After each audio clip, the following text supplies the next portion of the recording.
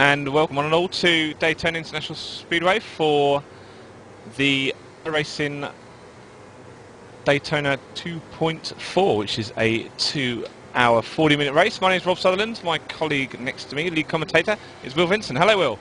Hello. I'm kind of not next to you, but we're close enough. How you doing? Absolutely. Yeah, lovely, absolutely lovely. Just watching some of the warm-up at the moment. The warm-up for today's race is 15 minutes. We have a mix of Riley Daytona prototypes, and we also have some Mustang GTs as well. I think we've got about 10 or 11 Mustangs in the race. Yeah, and we've got some good names out there, Will. Do you just want to take us through a couple of drivers? When we say good names, you know, some of the best road racers in iRacing are in the field. Some of the best teams, some of the best drivers are all represented here. You see CST, Podium Assault teams represented. You've got Leski Aloma from Finland, a great driver. Just looking through the list of names: Ryan Murray from Podium Assault, Andrew Lee, Ricky Alatolo, who drives for Glacier Racing. Just going through the field, you know, it is top quality all the way through, and it's going to be a great race here. Fantastic. I just want to give a Club England shout out as well, because I'm not quite biased, but Blake Townend, I noticed, is also in there as well. Hello, Blake. Yeah, and you've got Scott Michaels as well representing England, and you've got a good mix of countries. You know, you've got France, Finland, America, England, Spain, Central Eastern Europe, Australia, all represented here. So not only is it, you know, top quality, it's a world-class field here today, and this is going to be a great way to kick off the 2012 World Tour iRacing season. Fantastic way to kick it off. This is the new Daytona as well, Daytona night. So we should be looking for some slightly different changes. Well, what are the changes? The biggest change, and that will affect the handling of the cars more than anything else, is the banking. The 30-degree banking on the Daytona International Speedway Oval has been repaved and rescanned for iRacing. So gone on the bumps, it's a nice, smooth service. And that means that the cars won't be bumping up and down as much on that banking, which means that they'll be able to get a lot more higher speed, especially in the draft coming into turn number 1. Fantastic. And I noticed we are now on grid, so good luck to all the drivers. This is going to be an interesting first corner. And Will, just want to take us through the start? I will do, if you just give me one moment. The two cars we have today, we have the Daytona prototypes, who you see leading the grid, and then the Ford Mustangs, which are a deal off the pace, but at the same time, you know, it's a completely different challenge to drive, and these drivers are going to enjoy that challenge. Pole position, Anthony Rosalili set a time of 1 minute 36.295. Second place, Alex Arana. I would apologise now for pronouncing names wrong. We'll be lining up alongside him in row number 1. Row 2, Samuel Liebert on the inside, Even Maillard on the outside. Row 3, Andreas, I can't even say that bit, Karali and Christian Arenha. Row 7, Ryan Murray and Rene J. Coleman. Row number 5, Daniel Sinker and Blake Townsend, who we talked about earlier. Row number 6, Dave Gelink and Zach Rupek. Row 7, Daniel Hake, Renz Brokenman. Row number 8, if I've got this right, is Tommy Liverman and Chris Damon Jr. Row 9, Jason Carlivage and Sam Michaels. Row 10, Jim Shedlick and Giuseppe Bonito. And we'll go through the rest of the field in the DPs as this race progresses. But for the Ford Mustangs, you will have, starting from the point in the Mustang class, Eric Smith with a time of 2 minute 2.908.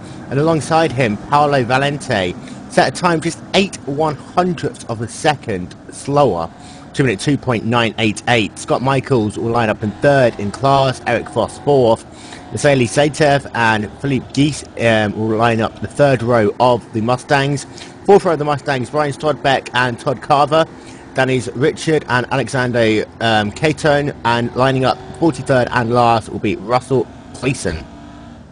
Right, okay, so we've just gone around, I think, the international horseshoe now. We just run up the back straight of the infield, and we can see down the bottom right hand side of the screen on Glaciertv that we've got a countdown timer. Now it's a little bit wrong at the moment, because obviously they're on the warm-up, so the race isn't actually green flag at the moment, but the countdown time is going. It's an iRacing feature. It's not quite sort of working yet as they go up onto the turn number 3 of the oval now.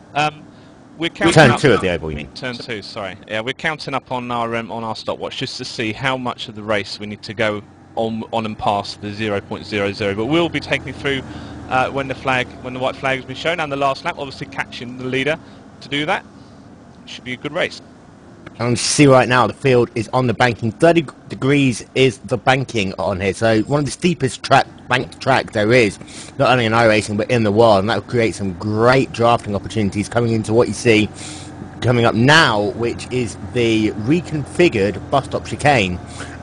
Slightly different challenge now. You've got a lot higher speed coming in, and the corner's been profiled differently slightly, so it's a bit of a new challenge for these drivers, and they've only had about a week to prepare for this race, so very, very tense competition, and you'll see a lot of drivers trying to adjust to the challenges they face throughout the race as they go through here, which is one of the most crucial corners leading onto this long acceleration zone. Right, we're going to see drivers start to bunch up in a minute. Hopefully we can get all through the first corner unscathed, but not a lot of cars out there.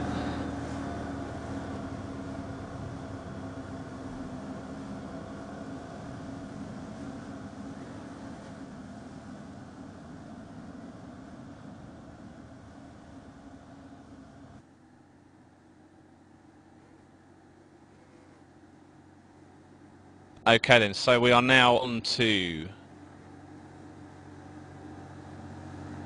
the start of the start finish straight. We're just going to see everyone.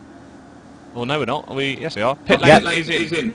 Pace car is in, and you see the field too wide all the way back, 12 rows on an extra car, and the green flag is in the air to start the 2012 iRacing World Tour here at Daytona International Speedway. Cars coming down immediately into turn 1. Big braking zone here, looking out for drivers, seeing if they can all get through here. It looks clean at the front of the field at the very least. I'm just looking further back now into the midst of the. And it does look like the 50 car has had a moment on the exit of turn number 1 there. We'll catch up on that one momentarily, but for the most part, I'm surprised the field has managed to get through the first couple of corners pretty well. You almost saw a bit of free-wide racing as they came out of turn 1, and that's always a scary sight as we start this race. Yeah, absolutely. I can see there's a big old gap opened up between the Mustangs. And you also had an incident, another incident on track in turn 3 there, coming up towards the international horseshoe.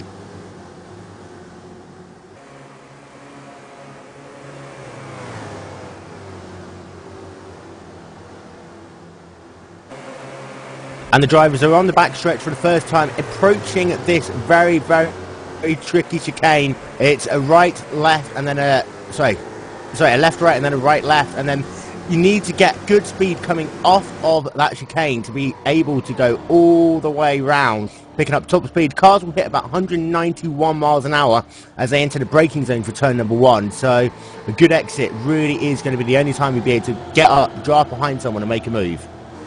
They've been flying through bus stop in practice, and very, very easy corner to cut that one. So hopefully we don't get any slowdown penalties. And Anthony Rossolini leads lap number 1 with Alex Arana right behind him, literally just about a tenth of a second behind. We see the field closing as they come into turn number 1. You get that effect here as you see the back end of the number 17 just stepping out slightly as they go for the international horseshoe. You will get that as the field comes into turn number 1. So many drivers taking so many different lines. The field seems to separate as they go down and then almost get right back together as they go through this very, very tricky infield section. Okay, quick recount on the GTs then, on the GT class. Paolo Valenti's in first, Eric Smith is in second, Scott Michaels has just taken third place from Eric Foss in fourth. And out front you still have a very good battle for the lead, the 17 car of Anthony Rossolidis coming back on the banking for lap number 2. You have the CST machine of Alex Arana right behind him. And this is going to be a time, you see, you've got 2 opportunities to make a move. You've got your first chance trying to go into the bus stop. But then, obviously, if you manage to make the pass stick, then the car behind is going to have the opportunity to redraft back up coming down to turn number 1. So towards the end of this race, expect a number of drivers to try and put themselves in positions where they can make the move out of the bus stop. But obviously, we've still got a good 2.5 hours until we get to that point. I don't see them getting too close out front at the minute. I just wonder whether they're just taking it easy for the next few races, or if they're just, sorry, the next few laps, or if they're just really, really trying to get on it. Well, you know, on one hand, this is a 2-hour, 40-minute race, so you don't want to put your car into the wall on lap 1, as a couple of drivers already have. But at the same time, you know, this is still a race, and races are won from the minute the green flag drops, all the way through pitch sequences, all the way through to the checkered flag. So if you're not on it now, you're just minimising your opportunities later on in the race. And we're just looking at the car number 10 now. Yeah, the number 10 machine of Eric Foss in the Ford Mustang. It's currently battling Scott Michaels for third position. Just cuts the curve a little bit there. Gets up on the bank, and we can see the fight ahead between Eric and Paolo, or up they are quite close in the draft now. And you'll see as this race progresses, when the prototypes come up to lap the Mustangs, you'll see just how fast in comparison the Rileys are in comparison to these Ford Mustangs. Completely different type of car to see. As you just see there, Riley going 3 wide just at the start finish line, sweeping around the outside there, those two Mustangs. And that just shows the speed differential, but it's going to be very difficult for cars to navigate around traffic as this race progresses, and in some ways how you manage to navigate through the traffic will decide on how well you know, you manage to do long term in this race. Well, there is a great battle going on between the first two now around the International Horseshoe. They were neck and neck, side by side, going through the first couple of corners. And I wouldn't be surprised to see Alex letting off ever so slightly coming through the bus stop, so he's not right back on him, doesn't have to check up through the corner, and get good drive off and coming down towards turn number 1. Okay, so we're on board with Alex now, chasing Anthony into the International Horseshoe. And just to show how competitive this field is, the top 5 drivers are separated by little more than 2.5 seconds. 1, 2, 3 pretty much been running nose to tail the entire of this race already, and you know, this is where, you know, the race is going to be won up front when these drivers can actually stay on it for so long, so hard, navigating everything going on around them. But incredible driving skills so far from the top 5 drivers, in fact all the way through the field. We've not had too many scary moments so far. The field's settled down nicely, and for some drivers all they really want to do is find a little bit of space, you know, for those who just want to sit down, relax, get through the pit sequence, and then really start putting on the pressure. Absolutely, absolutely. We're just had a look back at the GT class. There have been a couple of Rileys that have come in the pits and gone out, so there's obviously been some panel bashing somewhere along the grid. But with so many Riley prototypes out there and so few Mustangs, it's going to be an interesting combination. Oh yeah, definitely. I mean, Rob, you race road quite a lot. It's a completely different challenge for some drivers, you know, who race over more often. You've got to be able to know how the car is going to handle in each different corner, how the tyre wear is going to affect it, the fuel load. I mean, how do you manage to navigate those challenges throughout a race? Well, first of all, I do it quite badly, but a lot of the guys out here, you can certainly see with the Mustangs where they turn in a lot early. They're trying to get the drift going as well, as we see some very close racing between Samuel and Alex there. They're almost touched as they're passing the Mustangs.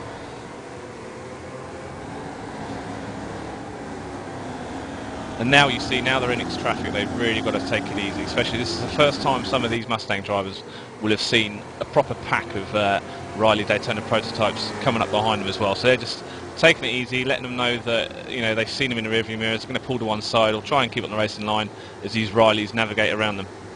And you can see as well there, you know, you had a Mustang holding the inside line into one corner, and then another Mustang holding the outside into the next. And some of these Riley drivers are going to have to literally thread the needle throughout this race. And the speed differential, you know, these Mustangs just want to get on with their race. You know, they have got a race at the end of the day. They're not just here as moving chicanes. But at the same time, these Rileys are so fast that it does no good in some ways to, you know, hold someone up. And if you can tuck back in, you can get a little bit of an extra draft down to the next corner. Can almost negate the speed advantage, disadvantage at times. So, cooperation is what's required for a lot of this race. but also I like to think some manners as well. We did see one of the Mustangs there took quite a neutral lining because he saw someone was going to duck on the inside of him, and then all of a sudden Riley throws himself around the outside as well. So try and make him stick. And you see now, as the Mustangs are starting to get lapped, you'll see them holding the inside lane quite a lot onto the banking. The riders will just go around the outside of them for no other reason. It's just the safest way to do so, you know, to almost know where the car is going to be is the most important thing. A driver just weaving up and down the racetrack, doing something different each time someone else comes to lap them, not going to do anything but create difficult situations for people. So it seems as though all the Mustangs, when you get onto that banking, if they know they're going to get lapped, just hold the low line. And the riders have got such a different speed advantage that they can just go around the outside of them without any issue at all, really. Okay, well, I think we've got a first piece of drama today. Anthony Rosselli, I believe, has disconnected from the server due to a bit of a connection issue. And that is going to be, yeah, horrible, you know, leading the field to the green flag, really doing well in this race. Obviously, you can see if you can get back in the server, being a World Tour event, things are a little bit slower than they normally would be. If he's lucky, he might only lose one lap. But at the same time, you know, it's such a tough break for a driver who spent probably all week preparing, qualifying, making a race setup, and for all to go out the window so quickly is horrible. So we're watching Paolo Venti now, the leader of the Mustangs. He's just got a nice little green Riley flying up high around him. Seems to be handling it quite easily at the moment. I believe Mr. Rosselli's back, so he may well find himself in the pit lane. Hopefully rejoin. It is, after all, a 2-hour, 40-minute race, so there's always plenty of time to get back on and chance the luck of other people dropping out.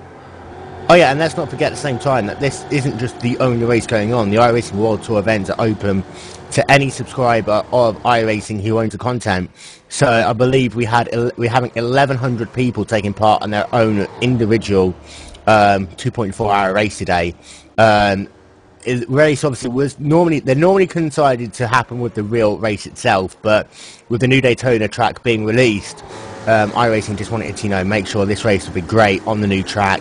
Delayed it by a couple of weeks, but this World Tour schedule has got some pretty interesting races this year, as we're looking at the number 28 machine. Great fight going on with him right now. Sam Michaels riding high. Yeah, oh, not very high. 13th position behind Timu.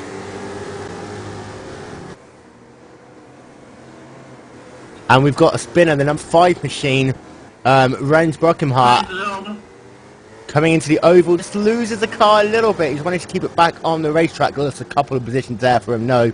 And all you see is he's just going to be running down on the apron for the next couple of moments, just to let the cars around him go by. Obviously, if you see a Riley, and you're coming up on the ride and you see a Riley, you're thinking, why are they going so slowly? You know, you just want to make sure, again, that all the other cars kind of have an idea of what you're doing. And being on the apron in that situation is just the easiest way to go around it.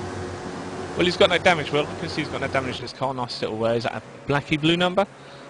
Yeah, I know there's a couple of people that did joke about racing pure black cars this weekend on this night track as a kind of stealth machine, but when you put it into perspective, I don't think you'd want to be in a situation where no one could see where your car is, especially coming up into these big braking zones.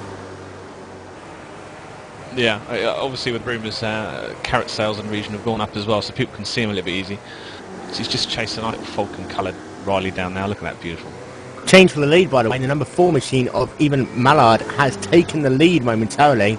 Even Mallard from France is doing a really good job now, taking the lead in class momentarily. I believe that might have been handed back, though, to Alex. So probably a move down into turn number 1. Technically, Evan led the lap, but Alex did manage to get the position back going into turn number 1. And I think Samuel's up ahead now as well, so I think we've had quite a lot of change in up front. Oh yes, so yes, and he's got out a gap of almost about 5/10 of a second. I mean, this will be closed down very quickly of these two. As you see, coming down into the bus stop, even trying to make a move down the inside, doesn't manage to make it stick. But you see, these two cars working together are going to catch Samuel immediately. So out here, running out front isn't always an advantage, apart from the fact you have clean air, and when you come up to lap cars, you know, you're the first person they see. And the roll bar view from Even Maillard's machine tells you the amount of tow you get along Daytona. I mean, that looks beautiful. Look at that CST from Mr. Rana's car. And that's what we were saying, you know, CST, one of the iconic names here in iRacing as far as road racing especially goes. And it'll be interesting to see the team battle evolve over the course of this race as well. Not only is there a lot of driver pride, but there'll be a lot of team pride at stake throughout this race. Okay guys, here on Glaciertv.com, just a little reminder, if any of you guys want to tweet about the race you've seen tonight, there's a hashtag Glaciertv. Feel free to tweet away and join in the conversation. And if you've got friends racing in any of the other 2.4 events as well, let them know how they're getting on. I say 1,100 people racing this afternoon, or this evening, or this morning, depending on where you are. So yeah, hashtag Glaciertv. And I'll tell you one thing though, there's a couple of names missing from this race, so I would have expected to be in the top split. People like PJ Sturgios, Yang O, for example. I know one of my teammates, Sean Stroud, missed a qualifying cut by literally about a couple of tenths of a second. But it just shows how competitive this field is and how you can't get complacent. There's always going to be a number of fast drivers ready to take your place in these big races when it matters. This is certainly the way. It's a very, very competitive field out there. Just a quick catch-up. The first 5 in the Riley DP, Samuel Liebert, Alex Arana, Evan Millard, Christian Arana is in 4th, and Andreas Corrali is in 5th. In the Mustangs, we have Harlow Valenti in 1st, got Michael 2nd, Eric Smith 3rd, Eric Foss 4th, and Philip Geiss in 5th. And we're currently riding on board, we're riding with Rico Alato at the moment. Oh no, sorry, we've cut away, apologies. But we were talking about, you know, fast new drivers, and Rico is one of these drivers who's come into iRacing very recently, but has immediately been able to find speed. And for new drivers like Rico, you know, they come in to, you know, a new car, a new track combination, because they haven't picked up any bad habits elsewhere. It's just a case of big crash going into turn 3 there. Almost collected a number of cars. I see another car spinning down, and that's Sam Michaels you see in turn 3 in that number 28 machine, who's got bent up rear suspension all over the place there. Well, I think we might have to go back to replay of that if we can get that.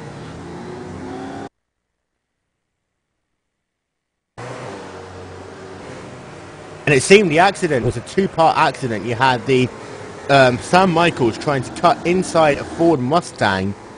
I believe that was the number 41 machine of Russell Clayson. Tried to cut down the inside of him. Russell didn't realise he was coming, turned in a little bit, and then Sam Michaels cuts right across the track. Trying to slow the car down, but on this grass it's so difficult to stop.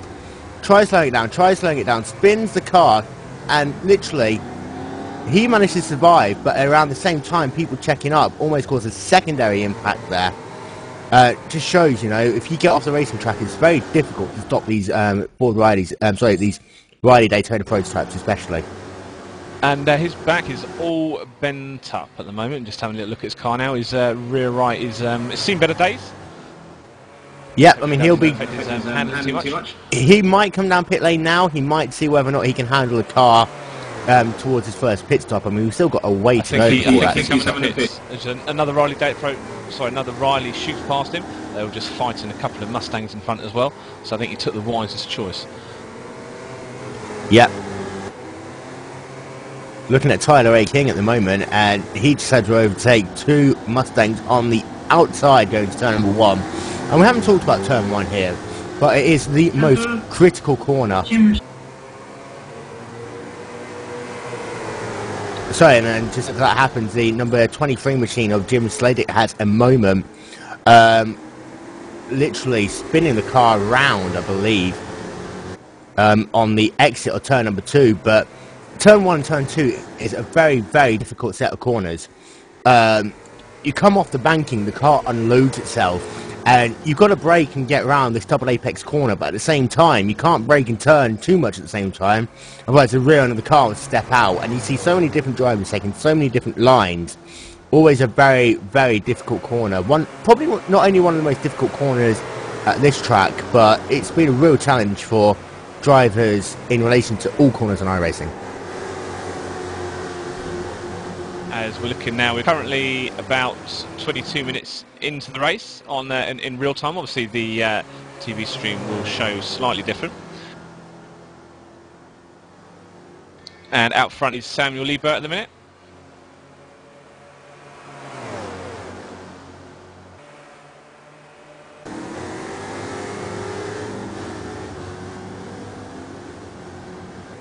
And I tell you what, Simon's done a good job, but I believe that Alex has managed to get past him into turn number 1 on lap 12 here, going around the outside of a Ford Mustang into the International Horseshoe as we speak.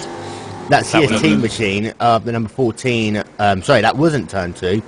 It was corner before the corner where you go into the banking. But, yeah, it does look as though Alex has managed to get himself back into first position. That will have held him up now. He's got the Steel Series vehicle, the RentalsOnline.com vehicle, chasing the CST of Samuel Liebert as well. But I mean, he's got past him once before. We'll have to see how this changes in the next few laps. Will, how long's the fuel tank of one of these Rileys? When do you reckon we're going to start people taking pits?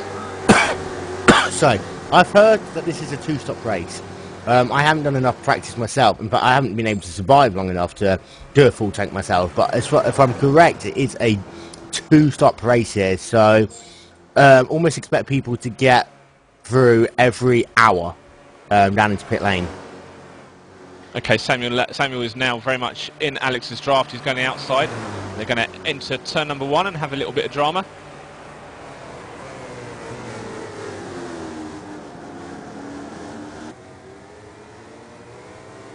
So side by side now, heading up to the International Horseshoe. We've just seen, just had another look.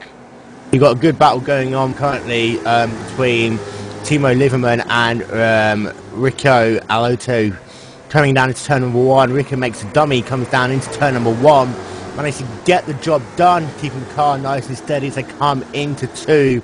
That is for what's his 13th position now. So field's going up all the way down this racetrack, and even though field's spreading out slightly, it does seem to be that you can't be in perfectly clean air by yourself for very long. It's a good fight now between Alex and Samuel. Even has closed the gap a lot more. He's under a second now. And this is what we were talking about earlier on. Because of these huge acceleration zones coming down into the bus stop, and then from the bus stop down into turn number 1, it doesn't matter if you've let someone past early on in the lap, you know, if you made a slight mistake or just managed to get past. You've got some really good points to try and draft back up and make a move into some big braking zones. So the driver who's really good on the brakes and really good getting onto the power, if you can nail those two, then you've got a very good chance of doing well in this race. Alex and Samuel have done a really good job so far, 2 for now for the lead as we speak. And speaking of tooth and nails, Paolo and Scott are in the Mustangs. They're tooth and nailing all the way back through the infield at the moment, using a nice new glowing brakes feature we can see when they come down the hairpins at iRacing and Pudding. I'll tell you what though, Samuel and Alex almost made contact with each other. Samuel seemed to be a wider arc through the first apex of turn number 1. Almost caught the back of Alex there, just a little bit on the right quarter panel, but managed to get away with it there. The two didn't quite connect, but it just shows how close the racing is here. And last thing you want to do is take out the leader, even if it's you fighting for the lead. And it's an excellent race as well. And in the first two, in both classes, the first 2 drivers are fighting for position at every corner. So back onto banking comes Alex Arana and Samuel Liebert, and they've got a little bit of traffic ahead of them. This shouldn't cause them too much of an issue. They should clear it before the bus stop. You'll see once again the Rileys going to the outside around the Mustang. Samuel takes a little bit of an extra draft there, flicking their way around the Mustangs. Beautiful drifting driving there, coming down into the bus stop one more time. And it does seem like going through the bus stop, Samuel is a lot faster. He's going to be really close now as they come down to complete this lap. They've got a bit of traffic. He's going to have to see if he can duck right underneath as they come past it. But you saw Alex was just too smart, cut down as soon as he could there, knowing that if he did him, Alex is trying to make a move, almost a bit below the yellow line there, side by side, going towards start-finish line. Samuel Liebert is going to be pinned down, these two drivers down onto the apron as they break, and Alex looks as though he's going to go wide a little bit there, sorry. Alex goes wide, and he has going to lose a couple of positions, I believe. That could have been contact there, because he is off the racetrack. He's blown, I think he's blown his engine. There's certainly the Mustang they passed, he blew his engine downshifting as well, but I think Alex's engine, he is now getting a tow back to pit.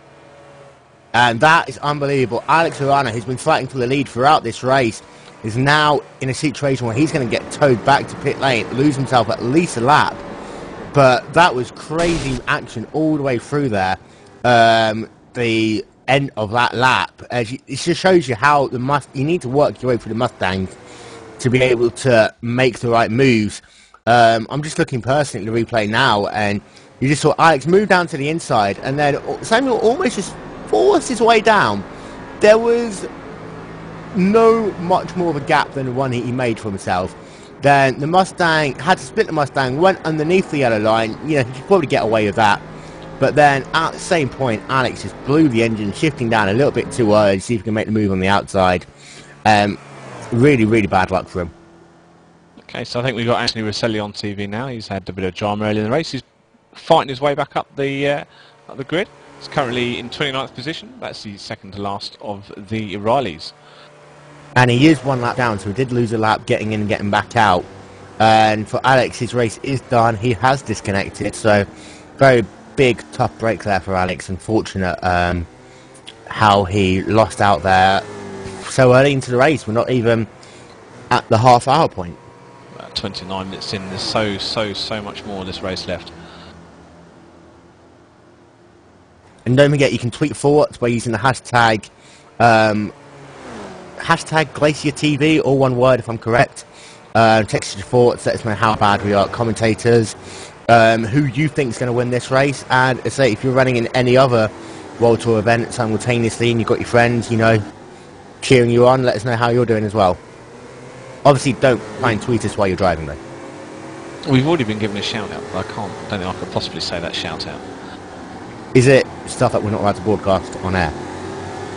Well, I don't know. I think it might be a personal business venture. I certainly don't think we can do that. But in the Riley at the moment, it does look as though even Maillard has managed to get himself into the lead momentarily, but he has given that back to Samuel Liebert. He did lead the end of lap 15, but so often when these cars come too wide for the start-finish line, you know, you see if you can make a move, you might be able to lead a couple of laps, but you know that someone else is going to get past you again, and you want to take a lot of this time to see just if you've got the car to be at the right place at the right time later on when you need to. A lot of these drivers will be looking at drivers, seeing how they go through corners like the bus stop, International Horseshoe, turn 1, when they need to, so they know where the weaknesses are in the last 10-15 minutes of this race. Our producers are literally jumping up and down as they can see, well, they could see a finished fight on telly, but oh, he's getting a little bit wobbly now. That's Aleski Aloma. He's just had to cut across the grass. He's rejoined and narrowly missed by Renz, Timu and Riku. And Aleski is a household name when it comes to road racing here on iRacing. And let's not forget, a number of these drivers are actually drivers who race in the Pro Drivers World Championships on iRacing, which drives the Williams FW31 car. Zaleski gets a little bit loose again coming into turn number 1, wiggling all over the place. But so you've got a mix of classes here, all the way from Pro and DWC drivers, all the way down to, I think the lowest class we have in this race is a C class. But some big opportunities for drivers to make a name for themselves here in this race. Absolutely, certainly without having to work your way up through the rating system. You know, it's a good way of just bringing up new drivers who could be something good in a couple of years' time. And the World Tour events are different to with standard iRacing events in that the times are set by the race splits are based on qualifying times, not on iRating, which does give this opportunity to a number of drivers. You know, these cars are difficult, so if you can qualify in the 1 minute 36s, and the Riley, then I think you deserve to be in the top split regardless of whether you're a pro driver or, you know, a complete rookie. Because I couldn't do 136 to save my life here. Just looking through the DNFs, I think obviously Alex is still dropping down the grid at the moment because obviously he's retired. Anthony's still doing well in 28th at the moment. We'll see how he's chasing down Jan Sikula. Currently, 24 drivers are on the lead lap still, with Giuseppe Benito being the last of those. And our Mustangs are already 3 laps down. Again, showing the speed, a difference between those two cars, but let's not forget the Mustangs, because you say they've got a very good battle going on amongst themselves for their class race. Scott Michaels is currently leading from Paolo Villante in the Mustang class, and the gap isn't that big. I believe it's only a couple of about 8 tenths of a second as they're on the banking at the moment going down towards the bus stop. I believe Tyler King is currently under tow. He's certainly dropping down now. He's in 20 seconds. So something's happened with Tyler. Maybe he's blown an engine, or he's had a bit of contact with someone. And one driver who I really do think is sitting back and waiting for this first sequence of pit stops to get out of the way is Ryan Murray. Currently 20 seconds off the lead, but that podium assault race team is one that, you know, you can never count out in long races like this, and I expect Murray to be moving up the field after they got that first pit stop out. And very, very consistently good lap times throughout a number of these drivers, all the way through the field. And, you know, to have still 24 cars on the lead lap half an hour into this race does show the quality of driving we're seeing in this race today. As we're riding back on board with your leader, the number 1 machine, Samuel Liebert, who has still got Ivan Mallard closing him down, seeing if he can find a place to make a gap. Not happened just yet, but I'm sure that BMW and Randstad machine will try and find a gap at some point soon, because he's been looking to go places in a hurry all race long. Just gave that little Mustang a little bit of a tap then. That won't be very helpful to him. You don't want to damage your bodywork, and that was Brian Stodbeck in the number 11 there, who got that little love kiss going through the International Horseshoe. Don't think there's any damage to either of those two there. Just please be nicer next time. I think that was. There's quite a lot of pride damage, I should imagine. It certainly gave Evian a time to catch him up a little bit and get him in a tow. I can certainly confirm that Tyler A. King and Chris Damron have retired for the race. Follows Danielle Simker into retirement as well. And your top 5 still in the Daytona prototype class is Samuel Liebert is leading by 1.5 tenths of a second over Ivan Mallard, and Andreas Corrali is 3rd, Christian Analka is in 4th, and Zach Ruperkick is in 5th at 11 seconds off the lead. And these top 4, you know, they've broken away. 4th to 5th is a 6-second gap now, so it looks as though, I don't know if these people are on different strategies, trying to conserve a bit of fuel or something. The top 4 have broken away by a sizable margin.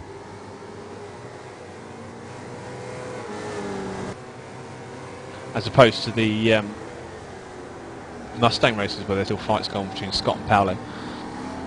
Further down, we're looking at Russell Cleason in 11th position, who is still hanging on quite well. He had a bit of drama early in the race. I think we remember Russell from last weekend in the Continental Endurance Forecast here as well. Yeah, and that was a great race here. Alright, okay, let's try and scour the race for a little bit more drama now. It seems that the leaders are having their own little private tussles. We should be able to find some fights throughout the grid.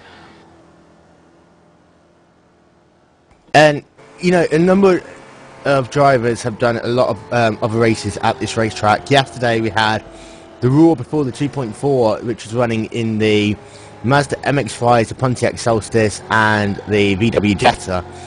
Much slower cars. It's only a 60-minute long race, but I tell you what, that was a barrel load of fun to race. I raced it in myself. Didn't do too well, unfortunately. Completely messed up my fuel strategy. Had to save fuel for the last 5 laps, but it's big week for Daytona. Obviously, we've got the 2.4 here today. The iRacing official A, B, and C series are all running in the NASCARs at Daytona, concluding next weekend with the World Tour event at Daytona International Speedway, the Daytona 500 race before the real life Daytona 500. But this track, you know, it starts off the season in so many ways for motorsports. It is a great facility. How they, you know, yes, it's an oval, but the road course part of it, Rob, really is a good bit of racetrack. Well, talking about good bits of racetrack, we're certainly going to show that now as we're having a battle of the two Erics. Eric Smith, Eric's battle for third place. They are now side by side, being chased down by a couple of Rileys. 3 wide there going through the corner. That must have been scary. Down in the middle, the 2 Mustangs down the middle in the bottom lane. And it does look as though Foss was a little bit better under braking there. Yeah, you can see that they have to turn in a hell of a lot more to get the front end to stick. And let's not forget, right behind you do have Philip Geese. He's not too far back as well in 5th position, you know. There's still a lot of fight left in these 3 drivers, as I believe that, sorry, as we were talking there, Philip has managed to get around Eric Smith. At the same time, though, that Riley is just blocked in that number 34 machine. And, you know, this is what we're talking about, you know. You don't have to just dive out the way, but for some of these DPs, bad timing and bad placement can cost them a couple of seconds. Pushed around. Eric Foss has been pushed around by Green Riley. I think it was number 31, was it? I believe that's the same Riley that got held up a little bit beforehand, and that was probably just him getting a bit too angry there, and that was number 34, Josh Hurley. It's not really a nice way to race. Hopefully there's no damage to either cars, although obviously Eric is now down into 4th. It did look like that Josh just got a little bit twitchy in the middle of that corner. Again, he might have been a little bit frustrated. He got held up by about a second. But, yeah, that was a bit bad driving there by Josh. Thankfully, though, it looks as though Eric does manage to rejoin the racetrack in at least a couple of positions. But apart from that, his car doesn't look too bad. Okay, I think we are now racing live again, or is this the replay?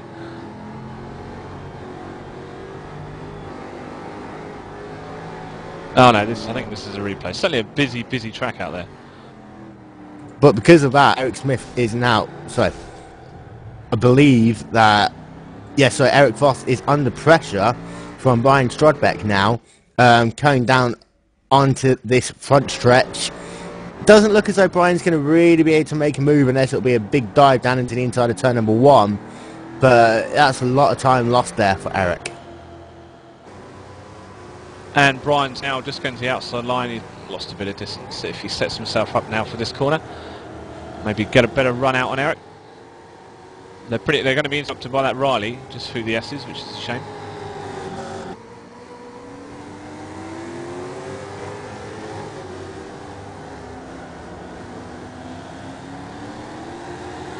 So you can just see Brian is now up the inside now along the back straight. Eric went a little bit wide.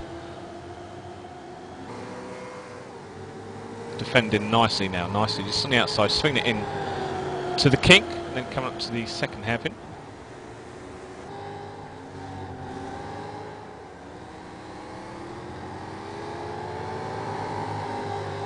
And to run through the list of retirements we've had so far, 90. Oh, sorry, I believe that Blake Townsend is stopped on the racetrack in that number 8 machine. I don't know what happened to him there, but that must have been recently. Unless I've got completely confused, but you do. I can see him running the red 8 to the Steel Series of radicalsonline.com. Nice little blue number 8. Sorry about that. I believe he was just bleeping in and out a little bit there. But your retirement, you have got a couple of cars out of the race so far in both classes. In the Riley, I believe that Daniel Sinker is out of the race. Chris Damer Jr. is out. Philippe Wiebert is out. Alex Arana is out of the race. Tyler King, I believe, is out of the race. I'm not sure if he's still running. And I've got a feeling as well that Alessi Loma is also out of the race. I think Alessi ran he fell over a Mustang. Certainly doesn't seem to be entirely happy about them. And our Finnish broadcast partners are going to remind me again to say it's Alessi, not Alexi, not Alexki. There they are. They're shouting at us now as we speak. We're fishing for luckies here. Alexi. There we are. But meanwhile, back to racing in the Daytona prototype, there is still a tremendous battle going on between Samuel Liebert and Andreas Corrali. And it does look as though Samuel's getting a little bit of a gap as they go through this part of the race. Perhaps Andreas has used his tyres up a little bit too much. He's sliding a little bit there. And as we go through the race, you can change the brake bias on these cars. And I've been told that as you go through a fuel run, you are going to want to change that brake bias just to keep the car from sliding about a little bit as you go into some of these big braking points. The Rileys are quite tail happy anyway, but certainly if you move the brake bias around, can make it a little bit interesting, especially coming into the bus stop. And as the fuel goes, as the fuel run goes on, not only have you got the tyre wear, but the fuel tanks obviously being emptied, so that completely changed the balance of the car as well. And I'd say we're about 15 minutes away from the first round of pit stops in this race. So that'll be interesting to see. You know, getting onto pit lane here is not as difficult as some tracks, but you still got to be careful coming in, and coming out is always tricky. Even more trickier now that they've changed pit lane a little bit, and you don't want to hit those yellow curbs coming out of pit lane at all, or you damage your handling of your car immediately. Okay, so Andreas showed himself there to the leader, to Samuel, just coming into the bus stop. Samuel took no notice of it, just carried on straight away. Certainly, as Will says, this pit stop, the pit lane is a cinch to get into and hell to get out of. It's very narrow. There's that corner. There's a wall that 9 times out of 10 has my name written on it. Oh, some people really must think I'm trying to reenact David Coulthard's 1995 Australian pit entry. When I come out of pit lane, I've hit that wall so many times. Whether it's coming out of pit lane or whether it's me going to turn 1, that wall and I just seem to have a magnet connected to each other. Okay, so we've got a confirmation now that Mr. Aluma, I'm not going to say his first name, superbly sidestepped, I think. He's now officially exited the server, the race. And out front, Andreas really has closed down Samuel Liebert as they come through, I believe that is corner number 6, 1 corner to go for them to get back onto the banking. And this is where you want to be able to get that drive through this corner right here, right now. Get drive onto the banking. Don't really worry about those Mustangs too much. You're going to get around them anyway. Come down, accelerate, try and get back into that toe as you come off the banking, transitioning it down onto the flat. And he's not going to be close enough into the bus stop, but a good run through here now as we're riding on board, and he could have the opportunity to make a move as it come down to complete this lap. You see very late braking about 150 metres before the corner, dips it left, dips it right, then right again, left again, and he's about equal there, so he'll be closing up a little bit more. Don't think he'll manage to get to him in time, but you do see the car gap is now down to about 3 car. Yeah, about a 3 car length gap as they come off corner number 4, so this is where the speed starts picking up as well, you know, doing 189 miles an hour, I believe, will be over the line. I take that back, 191 miles an hour is coming into turn 1, and look at the gap close as they brake for 1. Well, if you want some a better place to do some product placement, look at that radicalsonline.com Steel Series. We've just been sat on board. Andrews's car, what fantastic product placement. Yeah, and you know, some of these drivers do get sponsored by some pretty big names. It's not just, you know, let's go and paint a pretty looking car that will make us look good. Some of these drivers do get proper long-term sponsorship, for especially those who run in the Drivers' World Championship and Pro Series. At the end of the day, you know, if you drive well, you get attention. If you get attention, you want to get, you know, some money for it. So strategies is going to take part already. We've already had a few Rileys that have come into the pit stop. I just wonder if we keep on these 2 guys, one of them will dive in the pits. I wonder if they're going to come in together. That will be interesting. It's not only when they come in together, but they'll probably come out together, and that's where it'll become interesting.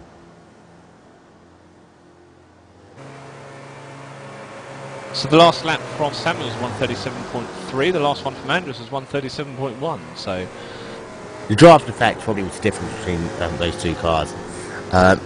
Bit of a more rugged exit there onto the banking there for Andreas. Not going to be able to get close enough this time. Got a little bit too hairy on that last part.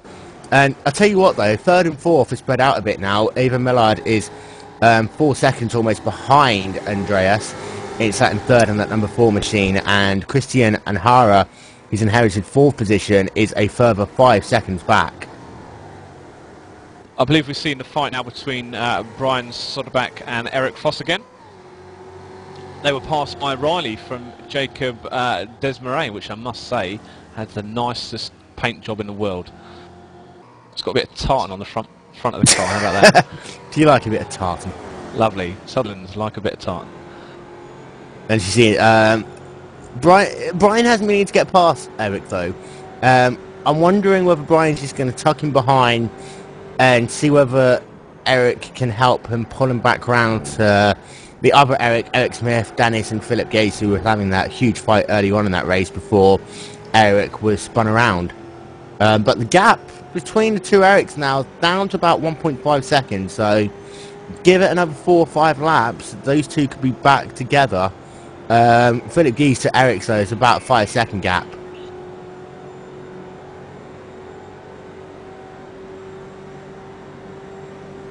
We had a moment, I believe, that with the number 6 machiner, Zach Rupek, who had a little moment on track in turn number 3, I believe. I'm just checking to see if he's got any damage. Doesn't look like it. Looks like it was a just a spin, no wall contact or anything like that.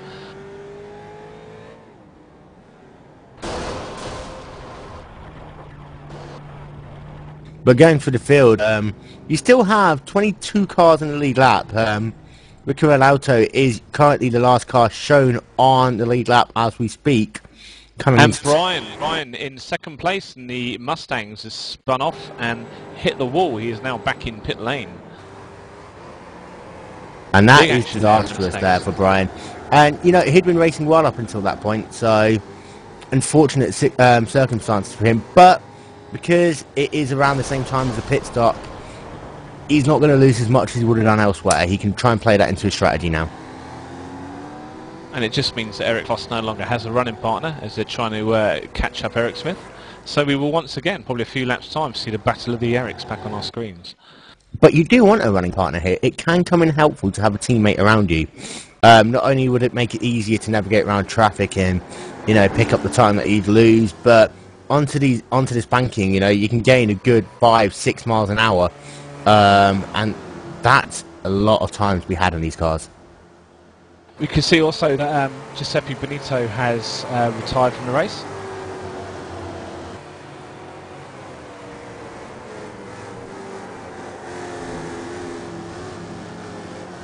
We're just going to see if Giuseppe was the person that collided with Brian, the Mustang. We believe that Brian went off. I think you guys have seen the replay that Brian had an accident with Riley. And you have got a couple of cars down pit lane at the moment, doing some pit stops. Nick Johnson, who was sat in 22nd, coming out of pit lane as we speak. And you also have Samuel Liebert into pit lane. Samuel Liebert, race leader in pit lane.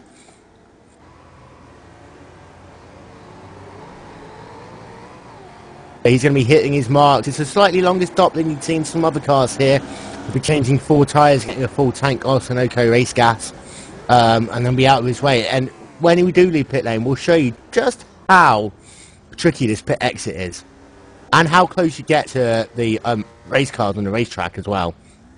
And I have seen, I tell you what, in practice this week, a couple of cars lose it in turn 1, but somehow manage to dive down into pit exit and just take the pit exit out for turn 2. Right, so Samuel leaves the pits now. So you have to make it a little bit here, and then just look on your left-hand side, those yellow rumble strips. They are a lot more deadly than you think, and if you get your car in them by even an inch, the race is almost over. Right, so he's just come out in front, Jason Carlovich now.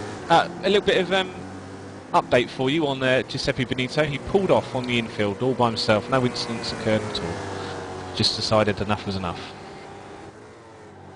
So goodbye, Giuseppe. I tell you what, though, that was a good stop there for Samuel, and the fact that he's managed to get out ahead of some of these other cars just shows how fast they've been running for this first pit stop. Right, so he is down. Liebert's now, I think you just said, down in 9th. That will update. How long is Andrus going to run on for, I wonder? You could get another couple of laps out if you wanted to. The Riley of Nick Johnson behind Andres just shot through turn number 1 quite quickly. He's just rejoined safely. The lovely golf painted Riley of Nick Johnson, number 26 or 36. And for Andres right now, he's going to be wanting to use the time he has to build up a little bit of a gap, getting a little bit sideways there, so come through that corner. This is a time, you know, that he's really going to want to push. If he can get out a second ahead of Samuel, then he's better position to try and drive away for the second stint of this race.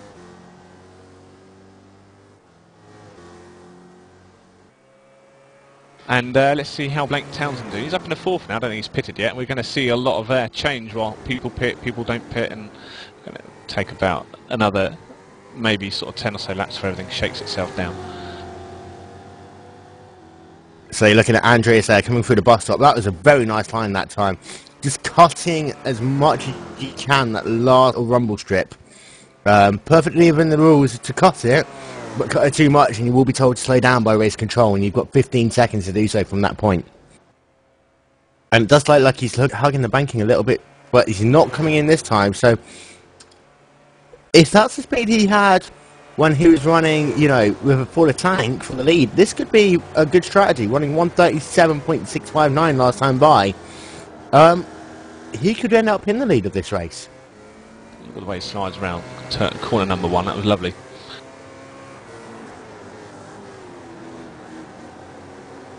And when Samuel Liebert comes back across the line, I'll give you his lap time, because his last lap was obviously when he was in pit lane, so that's going to be null and void. But if he can say he can gain a couple of seconds now, then this could be a game changer for Andreas, and even for Even, if he can, you know, really try and push as much as he can at the same time. And Samuel Liebert comes across the line. That was a 138.2, so he lost 6 tenths of a second in that last lap alone, and he had to go all the way around, wide around the outside of a Mustang there. That would have cost him a further half a second. So for Andreas, this could be working out well, Rob. Certainly, he certainly is pushing at the minute. 5 seconds away from it, Evan in the last one. Dave Gelnick is 15 seconds down the road. So Samuel's still in 9th. Ryan Murray's in 8th. And we're looking. See how fast Samuel jumps up the grid in a few laps. Sorry, and we're looking at Christian Aranha, that's the one, in the CTC Lucas Oil machine. And he's not doing a bad job. He is currently sat in the 11th position. Obviously, pit stops will determine exactly where he feeds back out once it's all finished. But not a bad showing there, 49 seconds off the lead. Pushing hard, last lap of 1 minute 38.1. And there's a lot of history in that livery as well. Alexandra Daytona is also retired.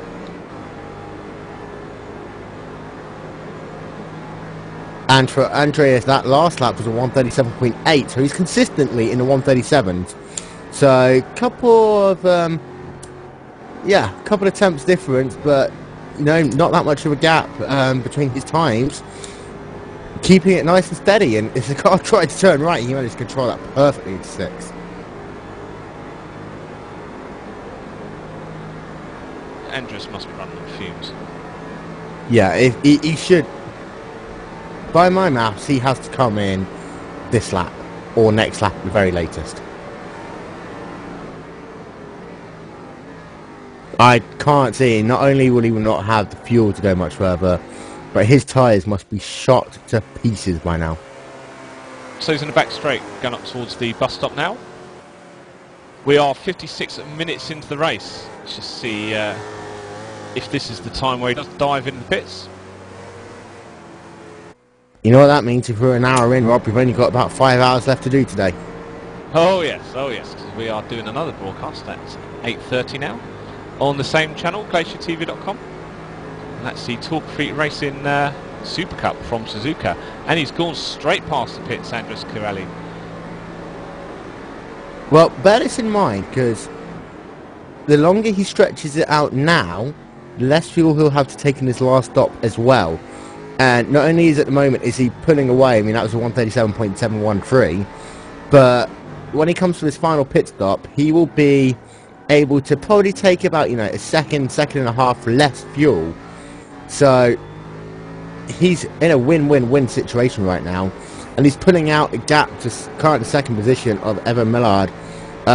Gaps up to almost 6 seconds now. As you see two Mustangs going side by side into that corner. Thankfully for Andreas, he managed to get around both of them there. And that was Dennis Ricard then, who had to enter that corner a little bit sideways, followed by, I think, Todd Carver. And you see, if you have a bad lap like this, then this could be the time where you pit, you know, negate that lap, no one else knows how fast or slow it was, job done. But look how close he gets to the Mustangs before he pulls out to the outside. Just so much trust the Mustangs not going to switch lanes at the last second. Currently there's a bit of chatter with a few of the guys watching the stream about exactly how much fuel this guy's got. So you see him coming up, exiting the bus stop now. There's a big old train of 3 Mustangs that she gets quite close to, swings higher even more because there's a fight with the one in front. That's the ultimate surprise moment. Cuts back down. No, yes he does, into pit lane. In the pit. Gets it down to the 55-mile-an-hour speed limit just there. Very, very late braking. So he's lasted 58 minutes. 59 minutes now.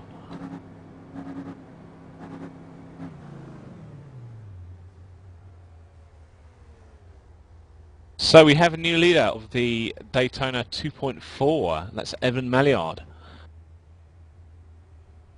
And apparently, through not the Twitter, but the Shoutbox Live and Glaciertv.com, we have to say a hello to Anti-Truman.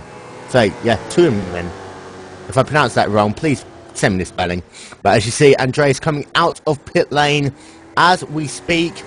And we're going to be looking to see where he feeds in relation to Samuel Liebert, who is going to not make it in time. Andreas is already out through the second part of pit exit onto the racetrack, and Samuel is going to be about a second and a half, 2 seconds behind as they come through. So that worked perfectly for Andreas. Thinks he stay out for a little bit longer there.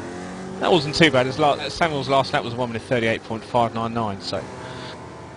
And now we're waiting to see when Evan Millard will come in, because he must definitely be running on fumes by now.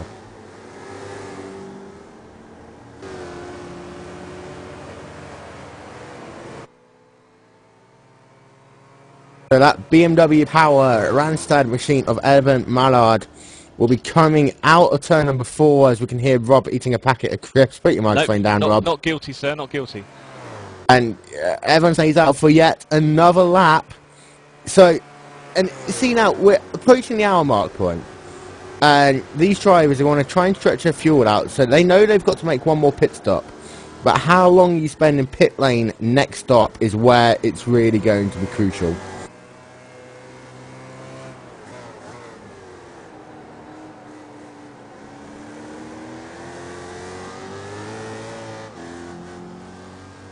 Okay, so the top 5 of the Mustangs. Todd is in 5th, Todd Carver's in 5th, Eric Foss in 4th, Scott Michaels in 3rd, Philip Geeson 2nd, and Paolo in 1st.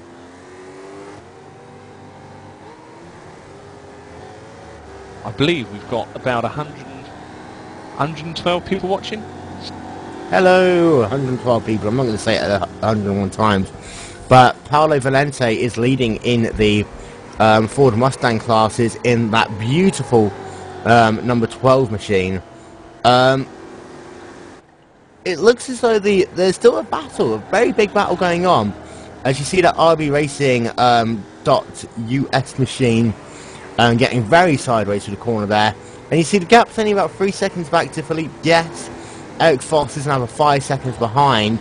And right behind Eric, gosh, you've got Todd Carver really harassing Eric now, as you just saw another rider go around the outside. But, you know, big battles all the way through the field, and this is what multi-class racing is really about.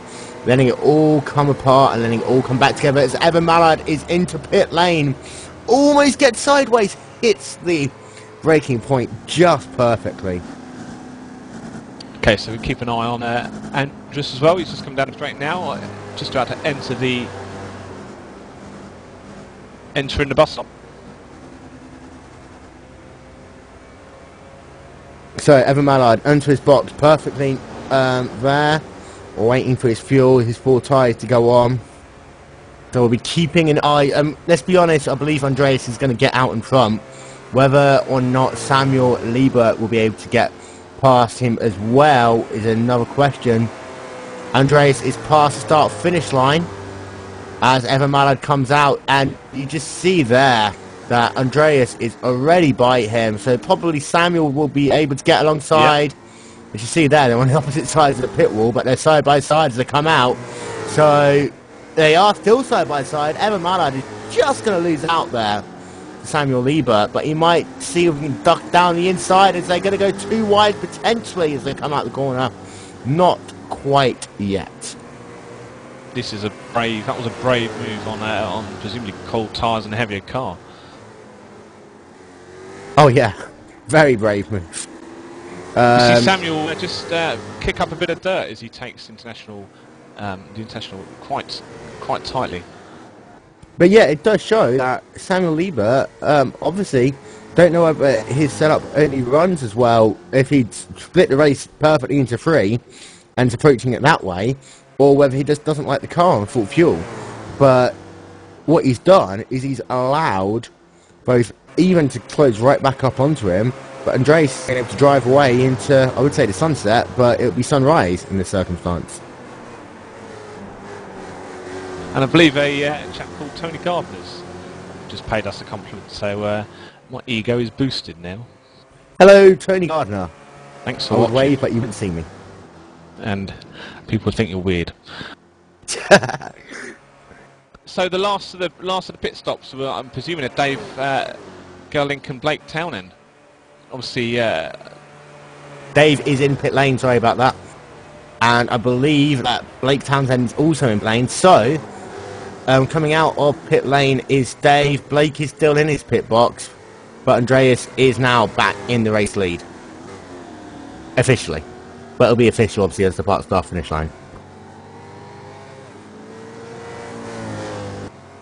So there's a good old story developing here at Daytona. We've had some of the front runners early doors of Exit, including Eric Arana and Anthony Rosselli as well, who were pushing quite strong at the start.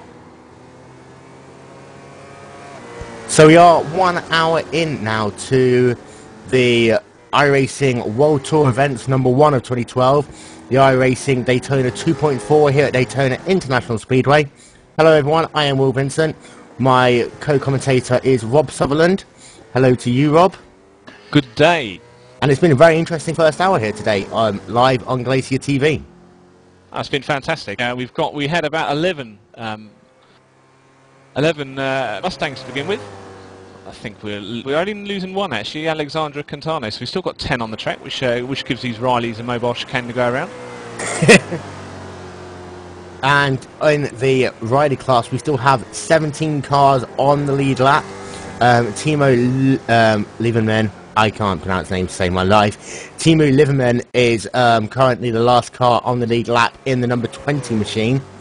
In fact, I believe that could even be Jim Shedlick now, as he's had a little bit of a moment. He's now 18th and last on the lead lap. I thought Timo would race stronger here, to be honest. Yeah, so did I. Bit of a shame, but at the same time, when you look at just how competitive this field is, you know, while some drivers could drive away in certain races, in this type of race you have nowhere to go and nowhere to hide, you know, it's all on the line. And it's just showing how well some of these drivers can handle the pressure. Andreas has tried a completely different strategy to Samuel Liebert, knew that he was possibly on a different strategy, and as soon as Samuel came in, he just blasted in a good 5-6 laps of pure magic to take this race lead. But even Mallard as well, he's been quietly consistent. Impressive, not really been on our radar doing too much, but very quietly consistent. Okay, Dennis Richard had a bit of an impact in turn 2. Let's just have a little look. Oh, we got sandwiched between a couple of Rileys. Never a position where you want to be. Absolutely not. Just try and get the numbers.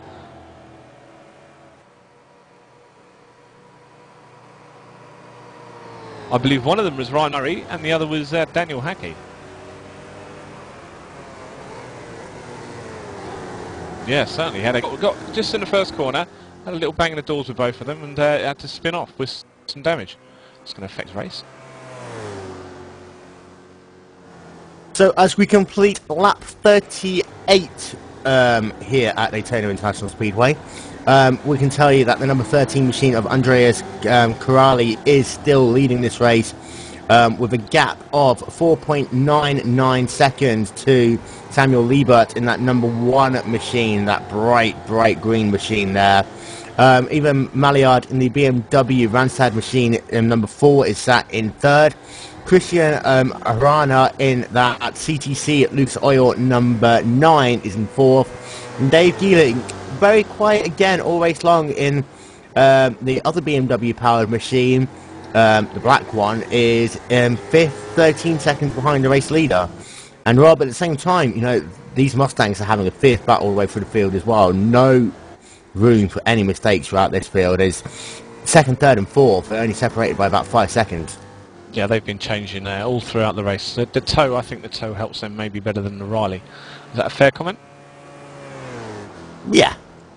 I mean, I was discussing this with someone yesterday. I know they're different cars, but in the Raw before the 2.4, the Mazda MX-5s especially, they could not be as fast as the leader, but because of the fact that they could stay within about the second and a half we need to catch the draft, they could pull right back up to them lap after lap after lap, and it makes it very difficult to break away from a car.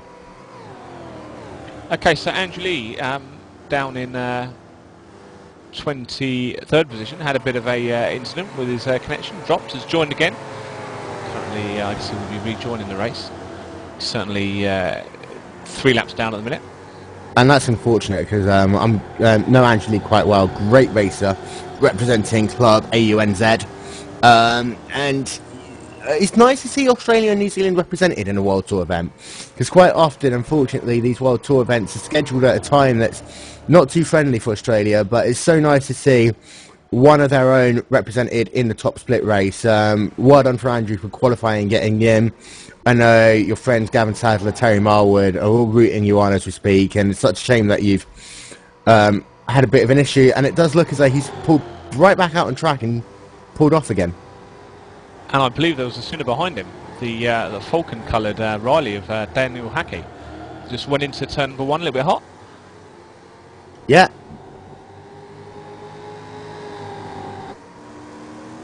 I mean, out front you've got still a nice battle going on between 2nd and 3rd position in the Daytona prototypes, with Samuel Liebert and Even Mallard pretty close on the racetrack. It does seem as though Even isn't as fast for the bus stop where you need to be to make that run down into turn number 1. I believe we've got a visitor. That is correct. And for all the ladies and gentlemen that aren't familiar with that name, that's Marius. Welcome to the room. Hello, guys. And hey, how are you finding the race so far, Marius? I'm just baffled. I just tuned in, and it looks really interesting. There's a lot of battle going on in both classes, apparently. And yeah, it looks like we had a good race so far. What do you predict to happen? Predicting anything is really hard. I don't really think that anyone has won this yet, since we're only not even halfway in, but I can only say so far that Kirali maybe has the best chances so far, but yeah, not a guaranteed win. Will, that was quite safe, wasn't it? It was, yeah. We're all don't say anything, don't say anything, just gloss over the facts and say a few more things that might not happen. That's what I'm here for, exactly. You couldn't be any more on the fence if you had splinters. Yeah, you need to get off that fence because it's going to hurt after a while. I'll tell you what though, we've got Dave Geeling, who's trying to his best in that number 2 machine to catch Christian Aranha in that number 9 car, and he's getting close, but it's just getting those last couple of attempts to get to the point where he can get that draft, and he's almost hitting a brick wall at the moment. Not literally, thankfully, otherwise he'd be out the race, but he's getting almost there, almost there. He needs just a couple more attempts to be able to pull up behind him. And that's the battle for 4th and 5th in the DP class at the moment. And give that 5 or 6 laps, that could turn out to be a really interesting battle on the racetrack. Okay, so we're on board Dave now, on board Dave Gilling, chasing down Christian Runner. This is the battle for 4th position. Just about to go off the oval now into turn number 1. Oh, a little long. And a little twitch from Dave there. It's a difficult combination of corners. Yeah, no doubt about it. Turn 1, 2, that entire complex coming down towards International Horseshoe is so tricky. I was speaking with some friends and teammates the other day about the best way to take it, and every driver just has a completely different way of doing it. And obviously at the same time then you've got to tune your setup to your driving style to your setup, and it's a constant never-ending process of how to approach that corner. And again, as the fuel run goes on, you might need to move your brake bias forward or backward. And I tell you what, there's not that many more difficult corners that requires that much concentration. As you know, just one little twitch to the left too far, you could be spinning down into that pit wall or out in the race. Okay, so back on the bank and over now on the back straight, heading up towards the bus stop. Dave's last lap, although there was quite a bit of traffic, was a 1:37.7, and Christian's 1:38.084. Right, he's definitely got the draft now. Come on. Put the power down, and there you are. You've almost got the draft there. Almost. That's going to be hard. That's going to be hard. I fear that it's not enough to get him in the first turn. Yeah, you're not going to get draft, but now you can use that for the next 2 or 3 laps. You know, try and build a little bit closer each time by. Eke a couple of attempts out. And now he's got that draft. I expect him to close quite dramatically over the next couple of laps, because he's been very fast by himself. Okay, so back to the TV camera now, showing them getting ever closer and closer. We can and see that now yo-yo also effect. 16 cars still. It's still up to 16 cars. Team is the last one to be lapped. That yo-yo effect must be so annoying if you're the car behind.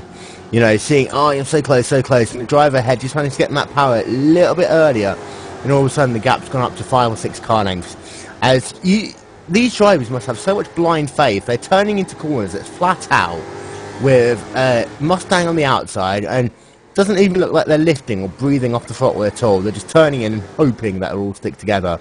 And thankfully so far, it's been very clean racing between the Mustangs and the Rileys, between themselves and intra-class, and I think we've only seen 1 or 2 instances of there being issues between the 2 classes, Rob. Yeah, for the most part, a lot of drivers, a few of the drivers have been commentating on the fact that, or commenting on some of the Mustang manoeuvres. But then saying that, we have had some pretty ballsy moves from the Riley drivers. Certainly, going either side of any of the Mustang drivers is a pretty risky manoeuvre. Well, I think the night is just a major point in this, as, well, the rear view mirrors are not that big, and in a Mustang you cannot consistently be aware of what's going on behind you. So you want to keep your own car on the track, of course, and especially when you guys said it, turn 1 braking is also not that easy in the Mustang, and especially you've got a heavier car.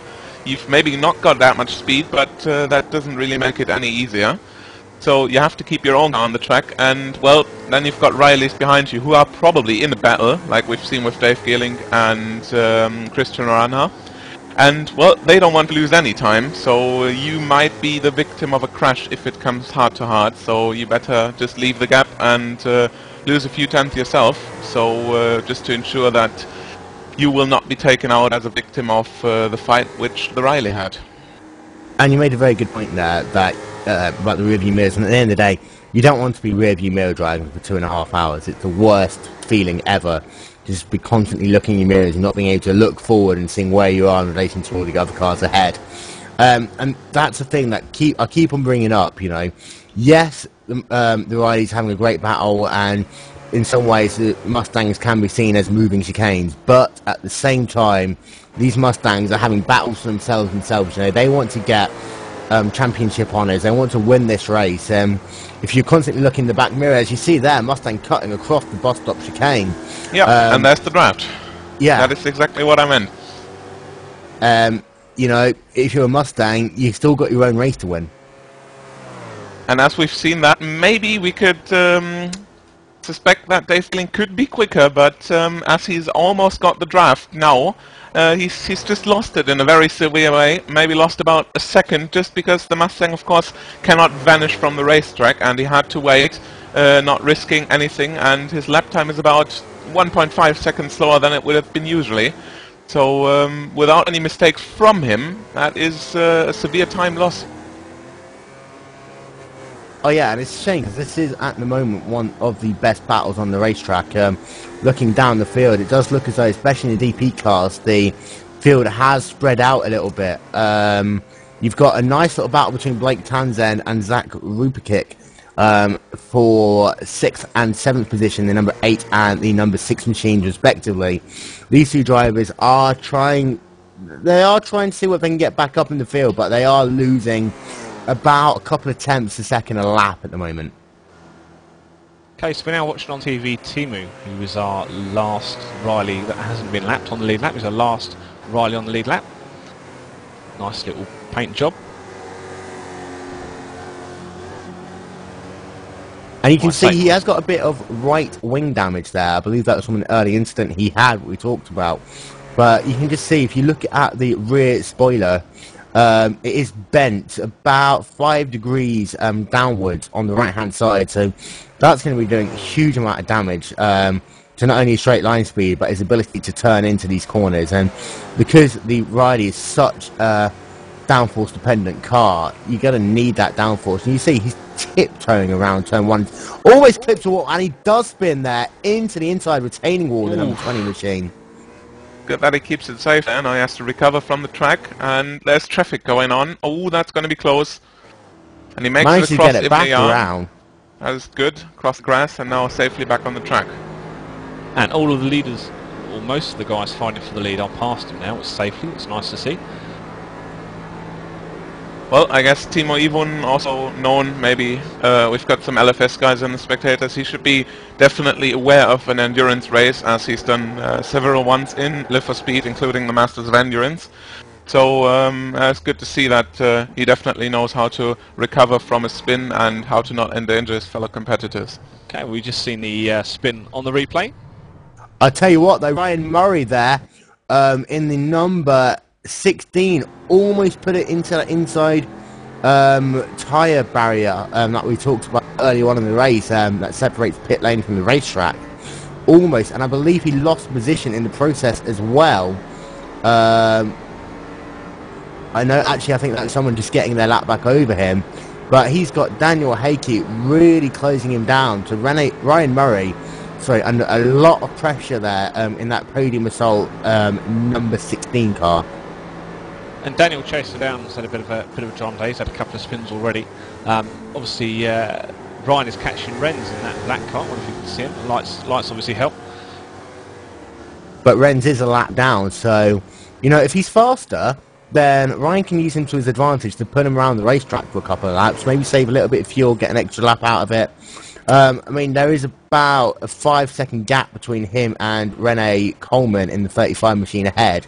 So it does look as though that definitely that Renz in that lap car is definitely faster, because Ryan just couldn't stay with him for the bus stop. Okay, we can reverse that as well. And how about Renz may slow down Ryan? And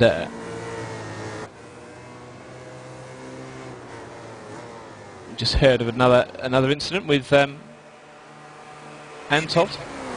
Antov Stratiev, the lone representative from Central Eastern Europe, had an incident, I believe, in turn 3, if I'm correct.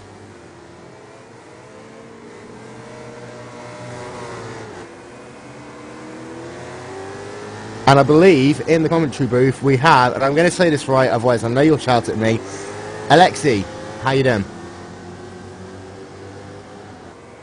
Not quite yet, then. Excuse me. Could you repeat? I had 3 man. Alexei, a very tough race for you. Unfortunately, you were retiring early on. Explain what happened to all the people who's just tuning in. Well, I had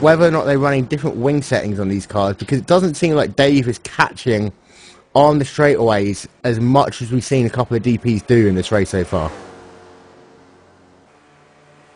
Which just adds another level to the strategies that can be used within this race. As you see them swing down off the banking in turn number 1. And they're going to go through the SMC International Horseshoe. For some reason, it's the only corner that has a name on this track, and I'd like to know why. If you do know the reason why, that's the only corner that has a proper turn name, and it's not just called turn 1, turn 2, turn 3. Please tweet us using the hashtag Glaciertv. I'll be very interested to know the answer to that. Well, I'm still sticking what I said last week on the Continental Endurance Sports Car race from Daytona Road, which they drew this infield on a packet of fags. They probably did.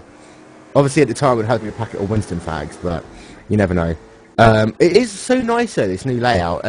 You do see they've replicated the Ferris wheel and a couple of other features on the racetrack. So nice to see the job that they've done here. This new smooth banking's had an entire new layer of racing, not only to the oval side of things, where they can do the new two-car tandeming, but also here in the road side of things, where drafting up to another cars has completely changed, and because of that, the setups have completely changed as well. You used to be able to go down a very specific route, and now so many setup variables have been thrown wide into the open. Okay, so I believe Dave is now in the tow. He's now in the tow of Christian.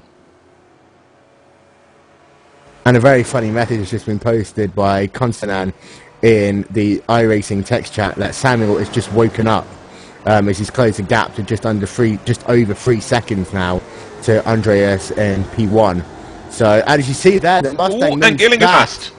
Yeah, Dave managed to just get past. Perfect car placement there. That was a surprise for a runner, clearly. It does show that if you can navigate your way through traffic, how much faster you can be. And Dave probably just saw that opportunity coming, and I think he was a bit early on the brakes, being a bit cautious, and just managed to swing it down the inside there. And that is exactly what we've been talking about a few minutes ago. We've seen Eric Voss and Todd Carver in the Mustangs, and they are fighting for the 4th position as Voss is closing in a bit.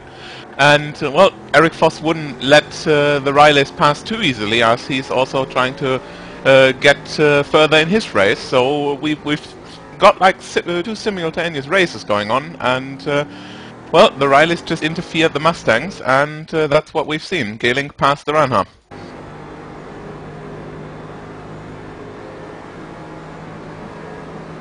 But let's not forget that Dave isn't in the clear, because now Christian has got that draft coming to come through the bus stop. And if Christian can line himself up well, you see he takes a tighter line in, but then straddles the exit on exit. That's going to be close. Yeah, he's not going to get the toe this time by. It does look as though Dave managed to pull just about car length away at the start of that. Come to speak of that, they are just going to pass Philip Geis and Paolo Valente, actually fighting for the 2nd place in the Mustang class. And the track is absolutely jammed into turn 1. Yeah. And I think that was the reason why, because Andres did have to avoid a spinning Riley from Norbert. Ooh, and Valente go very wide and through the middle. Oh my god! Oof. That was intense there. Ooh, and the track still is absolutely jammed. And Geis is also past Valente. Now the Mustangs had in favour, and almost Valente is very sideways out of the turn there. That has been very close, and Geis takes the 2nd position out of this fight. Marius, I mean, how much practice do you need to, you know, in circumstances like that in endurance racing, to be able to immediately react to moments like that? Well, like we've seen, it comes down to a split-second decision. So if you not got your eyes everywhere, you might just turn in a bit too much and hit the Riley off, or hit your fighting car off, or anything. So you have to be aware of anything, and I think that's not to be learned in a few weeks of time. And come to speak of Philip Geis, he's also a guy from Live for Speed, and also done several longer than 6-hour races, several endurance races, and also known in iRacing as a quick and safe driver. And we've seen, together with Paolo Valente, these guys definitely have the endurance experience and the racing experience to, yeah, get out of these situations safely. And looking forward a little bit on the racetrack, Samuel Liebert in that number 1 machine has closed the gap now to 2 Ooh, and Zach and a half Rucic seconds. in the wall. In the wall, in the chicane, flicks to the left and hits the wall with the rear. That is unfortunate there. Sitting in 6th position. And that's going to be a pit stop. Yes, definitely. Just got a bit of grass on the inside, a bit too much. We've set Riley is very, very tail happy, not really so controlled through curbs with turns with a lot of curbs, and he's just bumped up a bit and hit the wall with the rear with about. Sorry, I need to interrupt you. I believe Samuel Liebert has looks like he might be disconnected from the race. Yeah, here. he's not in the race anymore. He's gone. And Just he was coming out running in the 2nd position, really closing down the number 13 machine of Andres Carrari. He's not officially... There he is, Yep. right there. And there's a message, Samuel Liebert, received throughput fell to unacceptable level, and that is a disconnect. And that is very unfortunate. because he was closing down at a rate of 0.3 of a second a lap there, outside of our screens. He was just slowly hunting down Andres, and that's the second car we've had that to running in the top 2 this race, who's unfortunately had connection issues, and it's such a heartbreak. You know, you put so much effort into a big race like this, for it to disappear in a heartbeat. And he had a really good shot at getting this, closing in a lot, and we know that Kirali is definitely one of the quickest, but that also goes for Liebert, so it has been anyone's race at that. And for Andreas now, although he's got you know, a good 10-second gap to the car behind him, not the time to rest on your laurels. You've still got a pit stop to do here. You've still got to be on it. And, you know, these 2nd, 3rd place get back together and start drafting each other up. They could very slowly start catching Andreas. So this race isn't over yet by a long shot. And we've still got an hour and about 15 minutes left to go.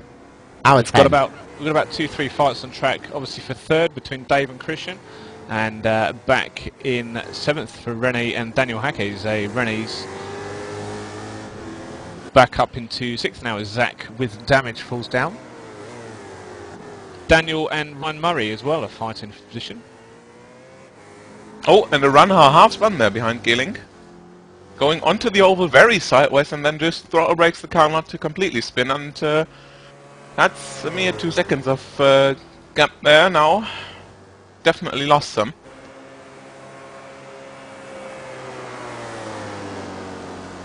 So if we focus our attention just momentarily to the Ford Mustang side, I almost said Ford GT for some reason, Ford Mustang side, the number 7, Scott Michaels, is still leading in class. You have Philip Geese running in the 2nd in class. A good gap behind now, just looking at it. Sorry, I lost my train of thought there.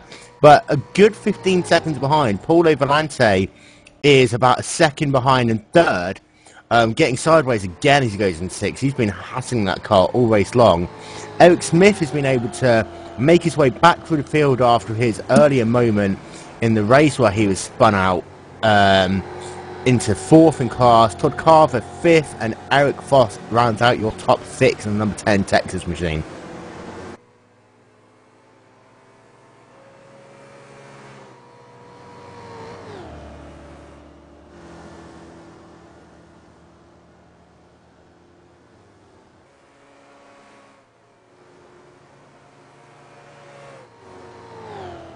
We've got another battle going on. We've talked about Eric Foss and Todd Carver in the situation in overtaking, and now it looks like Foss is closing in by about 5/10 a lap, and he's almost got slipstream there, so maybe we could have a swap of positions for 4th in the Mustang class. And we're about, by my watch, about 20 minutes away from the 2nd round of pit stops here. And this is where it's going to get interesting. We saw earlier on that Andreas was able to last a lot longer. You see Todd Carver there just going onto the grass in the number 39 machine, completely missed the second part of the bus stop. You'll see him go to the apron, slow down so he doesn't get himself a speeding penalty. Andreas was able to last about 5 laps longer than Samuel Liebert in the first round of pit stops. Evan Maillard was able to last an extra 3 laps. So, if that remains the same, by my watch, Evan should be able to probably gain about 2 seconds on pit road. And in those last few laps, he was able to gain about 0.3 of a second. So, as I said, this race isn't over yet. We could come out of this pit sequence, and Evan's only 5 seconds behind, and if he could charge, you never know what could happen. Yep, and I have to switch to the Mustang class for a second, as we haven't seen it live, but Paolo Valenta, who is currently 3rd, has taken a long way into the second turn here. Long way, as I mean over the grass, misses the brake, and loses severe time in the battle with Philip Geis for 2nd position. And in fact, Eric Smith got past him, so he's lost another position there, and is now 4th.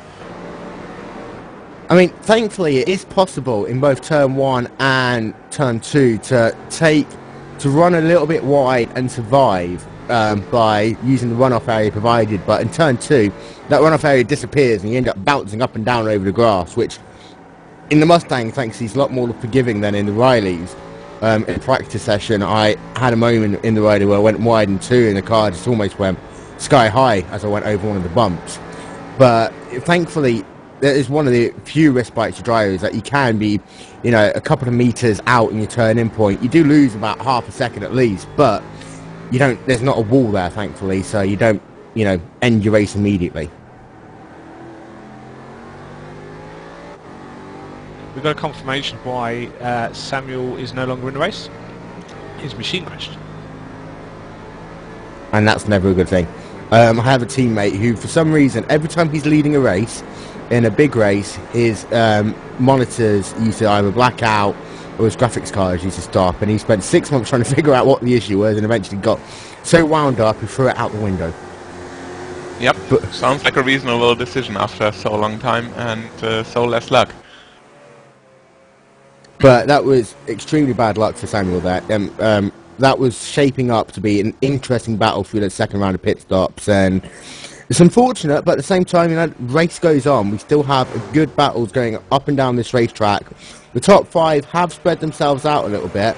The gap from Dave Geeling, who we were looking at earlier, who was racing hard with Christian Aranja, that gap's now up to about 3 seconds in favour of Geeling. So he's managed to put away him since he got past Christian, which is good, and he's now going to be trying to close down Evan Millard in the number 4 machine for 2nd. But I do believe that Geeling and Maillard might be teammates, if I'm correct. Both from the BMW powered machines. Yeah, they've certainly got a similar paint scheme. I think one of them's white with the colours and one of them's a black with the stripes as well. Just looking through the Riley class, I think we're down to 20 now in Rileys, and in the Mustangs we are down to 9 runners. Yep, and you guys said it, plenty of stuff we've seen in the past 30 minutes, and maybe it would be time to give us a quick rundown through the grid. And as we've seen severe changes in both classes, in especially the leading pack, so we should maybe see what's going on now and who's in what position. Okay, and to start with the Daytona prototypes, as we just mentioned, Andreas Corrali is leading the race in the number 13 machine. He has a 10-second gap with the tiniest bit of change to Evan Maillard in 2nd in the number 4 machine. Dave Geeling is running 3rd in the number 2, closing down on 2nd position, gap to lead of 13.5 seconds. And in 4th position you have Christian Aranja, about 5 seconds back from P3. Blake Townsend rounds out your top 5 with Rene Coleman, Daniel Hake, Ryan Murray, Josh Hurley and Jason Kulovich rounding up your top 10. 11 cars on the lead lap. Sam Michaels is your first car officially 1 lap down. Moving over to the Mustang class, it's been really interesting. Scott Michaels is now still leading class with Philip East right behind in 2nd. Eric Smith in 3rd, Paul Valente in 4th, Eric Foss in 5th, and I'll tell you what, Philip Geese, Eric Smith, Paul Valente and Eric Foss have been racing tooth and nail all race long. Not really been much between them. Carver in 6th, Strodbeck 7th, Zaidzev in 8th, Clayson 9th, and Richard 10th. and we have 2 retirements, I believe, and that is Richard and Cantino are your 2 retirements as far as the Mustangs are concerned. Yep, and speaking of general retirements, we've seen several leading candidates for especially the DP class here. We've seen Chris Amron Jr., Alex Aranha, and Alexia Loma. Both been, 3 guys been taken out of the race in quite an early stage, so they are already out for about an hour altogether. And our latest loss here has been Samuel Libert, who we've just lost about 5 minutes ago with a computer crash, and he was definitely going to make the lead battle in the DP class a bit more interesting, as he was chasing Andris Kirali. And well, now you've said it, Kirali in front of Meyer in the DP class, 10 seconds gap for almost the last hour entirely, and looks like a safe gap for Kirali. Not really wanting to say that he's got this in the bag, but 10 seconds is something you could maybe start developing your race from, and he's done that very well so far. And as Meyer maybe gets a visit from Geerling in the behind, so not really in the position to charge down to the leader, and definitely a bit sad that Libert timed out, but it's good for Kirali. And at the same time, Rico Alauto unfortunately also had connection issues. Seems to be a large story of the day today. A number of drivers involved in connection issues. These long races does often take their toll on drivers' hardware, and unfortunately for Rico, he was another victim of that. The Glacier Racing driver. So he's back in the race, however. So he will be trying to make up laps, make up some positions. I believe he's still in the server at the very least. Yes, right, he is on racetrack as we speak. He is currently sat in 21st position in class. Well, it's good to see that he doesn't give up. Even a disconnect, I mean, few people in front of him could also have problems and he could gain position, so we've got a 2.4 hour race, 2 hours 40 minutes, and if you give up halfway through the race, then that's maybe not the racing spirit. Oh yeah, and for all you people who are slightly confused why it's a 2 hour 40 minute race, yet it's called 2.4, what it is it's designed to be around 1/10 of the real-life Rolex 24-hour race. However, a community vote was held about a month and a half back as to whether you wanted an official 2.4 hours, which is 2 hours 24 minutes, or 2 hours 40 minutes. And the result was that people wanted the extra 16 minutes, as apparently it could make a big difference to strategy. So there we are. That's the story behind it. Yep, and we've especially heard it in the past weeks and months that iRacing is going to have an increasing element of endurance racing, especially with races longer than 2.4 or close to 3 hours. And that would involve driver changes, and we will definitely see that in the future, that's for sure. That's been confirmed by iRacing staff. It's just a question of time. And I could just imagine this would get even more exciting if we've got driver changes, if we've got maybe a real 24-hour distance in the future. And I just can't believe how much of a fight we would see there. I mean, we've got a tenth of the distance now, and we've got definitely, yeah, excitement for a long 24-hour race here. Okay, And Christian Ryan Aranha is in pit number lane. 9. Yep, sorry about that, Rob. We forgot you existed there for a moment. Oh, and he's missed the pit spot. Just going backwards a bit, forward a bit, and then going out. That looked weird. Yeah, whether he completely missed his pit stop and had to go back, I don't know. Or whether he forgot to change all his settings to make his pit stop, but strange moment there. And as far as the team racing is concerned, I've heard rumours it will be out by middle to late summer.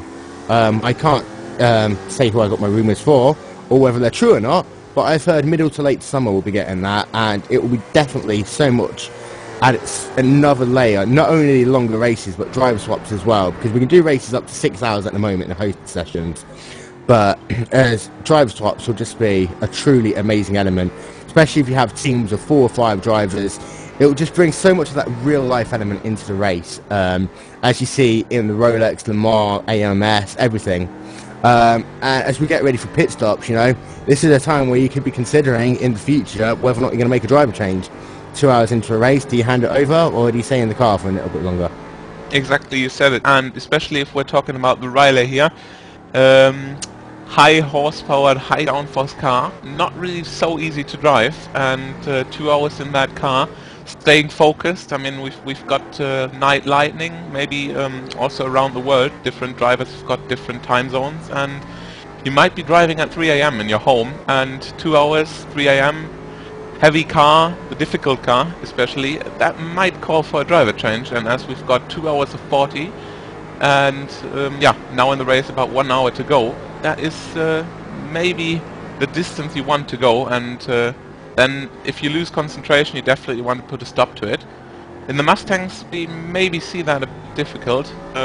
You could go longer than that, but as the car isn't so difficult at all, you might do another stint, but then concentration loss is inevitable. Oh yeah, and let's not forget these Rileys and these Mustangs. These Mustangs are very, very difficult cars to drive. The Riley especially seems to like twitching its rear end about in the corners. You see the way it dances through the bus stop. These drivers are literally having to, you know, turn the wheel so many different times and so many different angles just to keep the balance of the car going in the straight line eventually when you get out the corner. But let's not say these are easy cars to drive, because they certainly are not, especially as you come into turn 1, you know, such a tricky corner.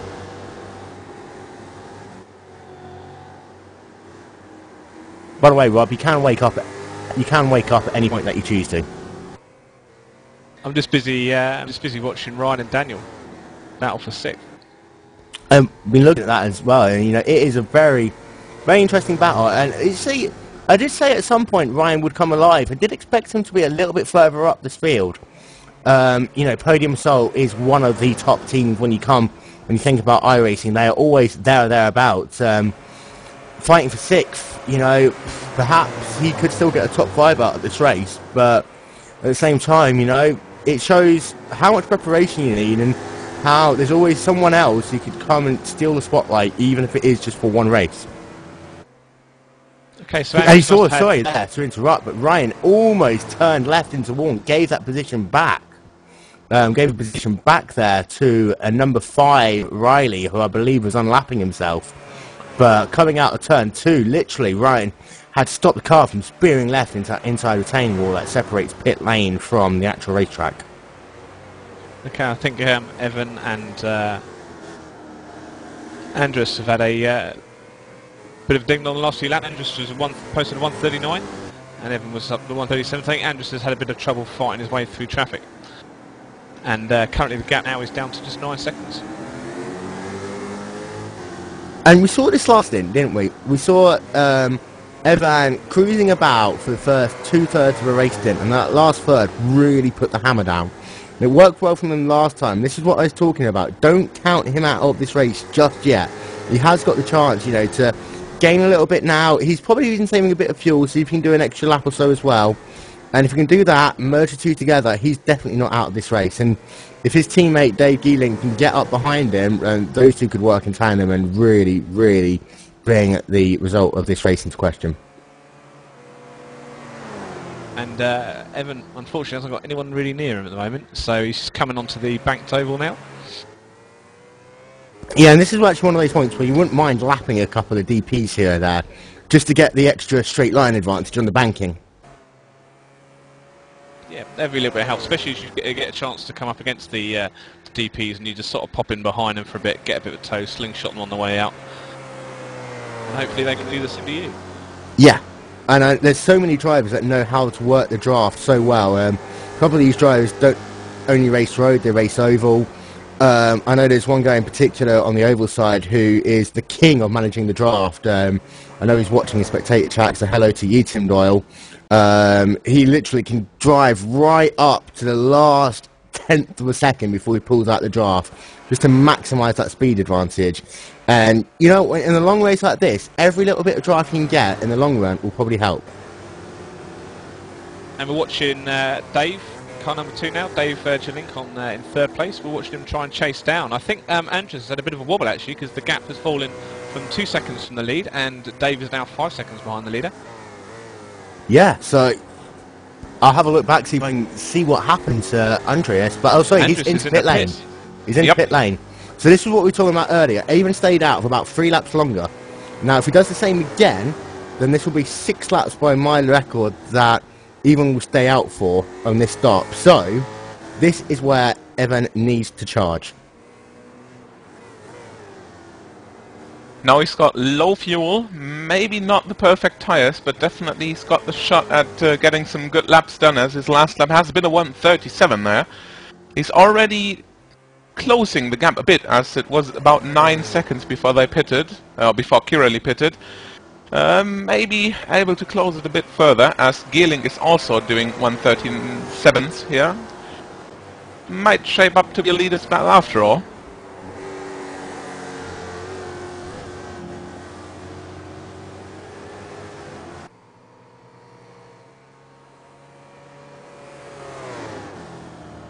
And as this pit sequence works out, you know, this is where a driver needs to just keep their concentration. They can see, you know, they might have gained a position, they need to keep themselves through their pit stop, and once they're out of that pit stop, you've got to be on it straight away. Yes, you might have cold tyres, and it does take about half a lap to a lap to get those tyres up to working temperature, and you've got some very tricky corners to get through on those cold tyres, but you've really got to be on it.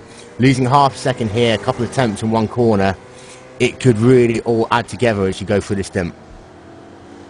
37.7 for Meyer and Geerling both, and that is the times you want to see to maybe close the gap, as Town just crossed the line with a 1:38.1, about 4/10 slower. Of course, that lap time does involve a bit of traffic, so it's definitely good lap time overall, but they do not want to lose their racing credibility for this, and do not want to risk too much just to make up time, as one severe mistake could be enough to take them out of the race completely. And the gap between Evan and Dave is now down to 2.7. I think hopefully they'll get close enough to use the draft. It might be another spanner in the works for Andrews' tactic.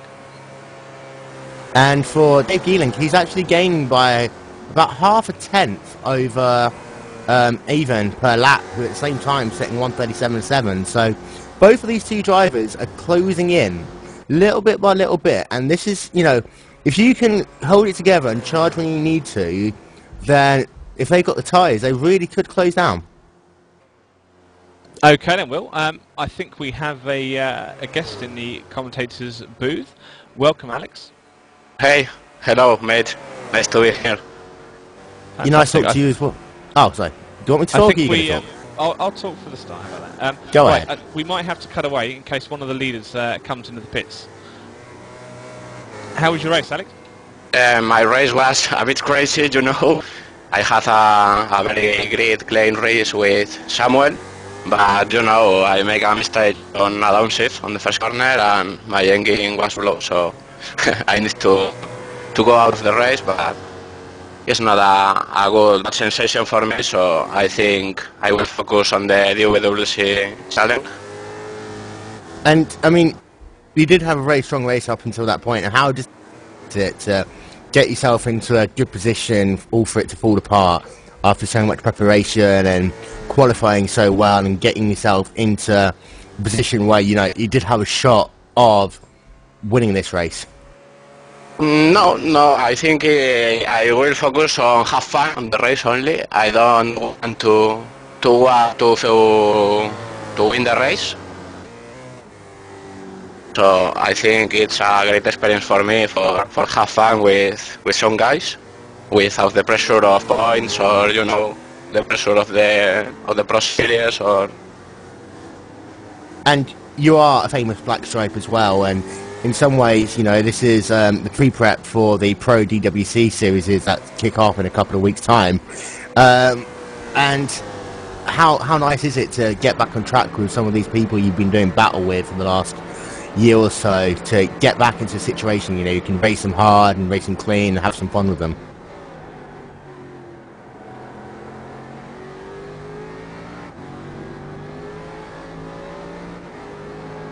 Are you still there, Alex? It looks like he's taken a break, so we could actually focus on the interesting bit on the track as Dave Geerling is close in to Yvon Meillard. Dave almost had to on the grass there. And we've jumped in right at a very, very interesting second as he's almost getting tangled up with Totavo, who's now missing the brakes. I have got you the question, Marius. In the position that these two drivers are now, coming up towards their final pit stop, knowing that they've got about 8 or 9 seconds to close if they're going to win the race, are these two drivers going to work together for the next few laps to close that gap? I'm pretty sure they will. I'm pretty sure. I know that Yvon and Dave are friends, as I'm concerned, and they've done the Premier Series last year together in the Mustang, and I'm pretty sure they'll work together just to close the gap. And yeah, that's what you want to do if you really want to have a shot at winning this. If you start fighting now in the position they are in, they might not do the best to close the gap, as especially traffic comes into play, and that only plays into the race win for Andrzej Kirali.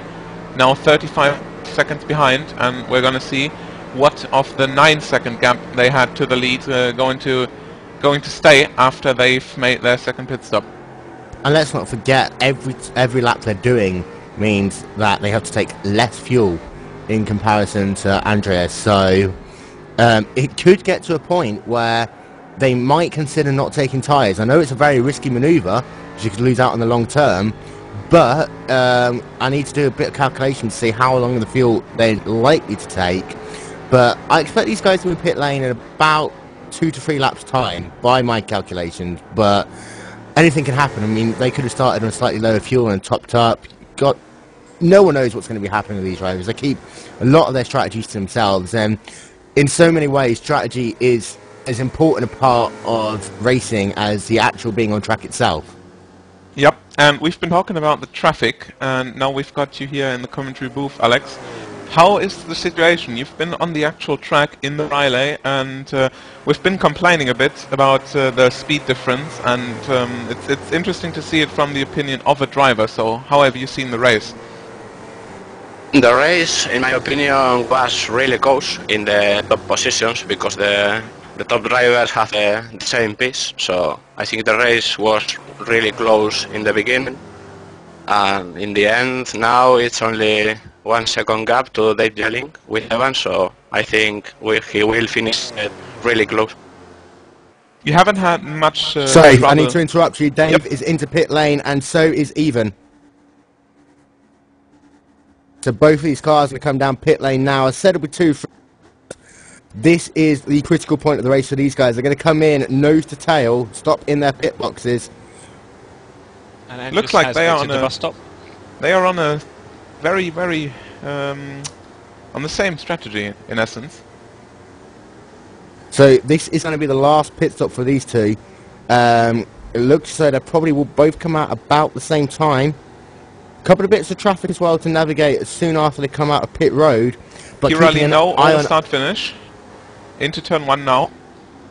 Yeah, Andreas has got the lead back of this race. And that gap has closed down a lot. Definitely. Down to about 4 seconds by my watch.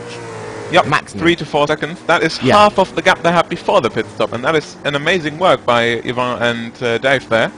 And let's not forget that Yvon and Dave are nose to tail on the racetrack, so if these two want to work together now, they can definitely do so to try and close down Andreas. Last question for you, Alex. We've been also talking about the Mustangs, and well, you've not had so much overtaking or lapping as you have been out of the race quite early. But how have you seen the situation with lapped cars and Mustangs? Yeah, I think the Mustangs has a great behavior on with the relays. So I think there's no problem from the Mustangs for a relay when he tries to lap with a Mustang. So I think the drivers are great with the Mustang, and there's no problem with it, I think, in my opinion. If you can do a risky situation, it's good, I think. So as you were talking there, Dave got held up dramatically by a Ford Mustang, almost lost it. You saw his car twitching a little bit as he tried to get round the inside of turn number 7. So he's lost the draft for the moment to his teammate Evan Maillard. So it'll be interesting to see whether Evan drops back a little bit to help him out, or whether he manages to close back up. But as we were just about saying, that these two will be working together as a team, unfortunately that's been put on the back burner for the next couple of laps. 3.1 seconds from Maillard to the lead, and 5.1 from Gelling, as we've seen the mistake. 3 seconds is definitely not enough for draft, but with a couple of good laps, that might go even closer. We have to take into account that Kirali has got warmed up tires, he's got a bit less fuel, and he's definitely in the stint again, as Maillard just pitted out, and he has to maybe find the way on the track again, and that could be the chance for Kirali. If not now, when then? And he has to definitely take the race into action now and secure his win.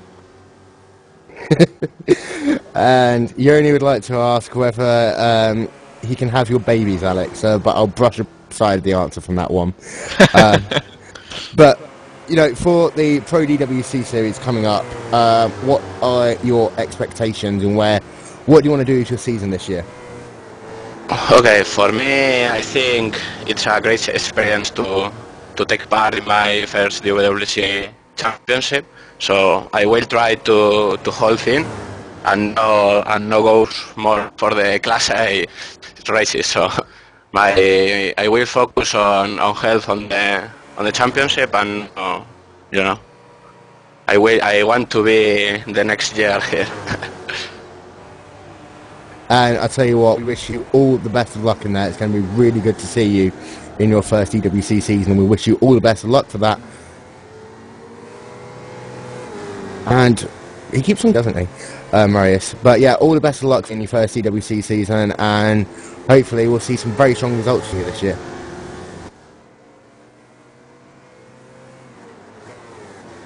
And meanwhile, we are looking at the number 34 machine. I need to put my teeth back in once in a while. The number 34 machine of Josh Hurley. He was involved in an incident early on in this race where he had a little bit of coming together with a Mustang after being held up for a little bit.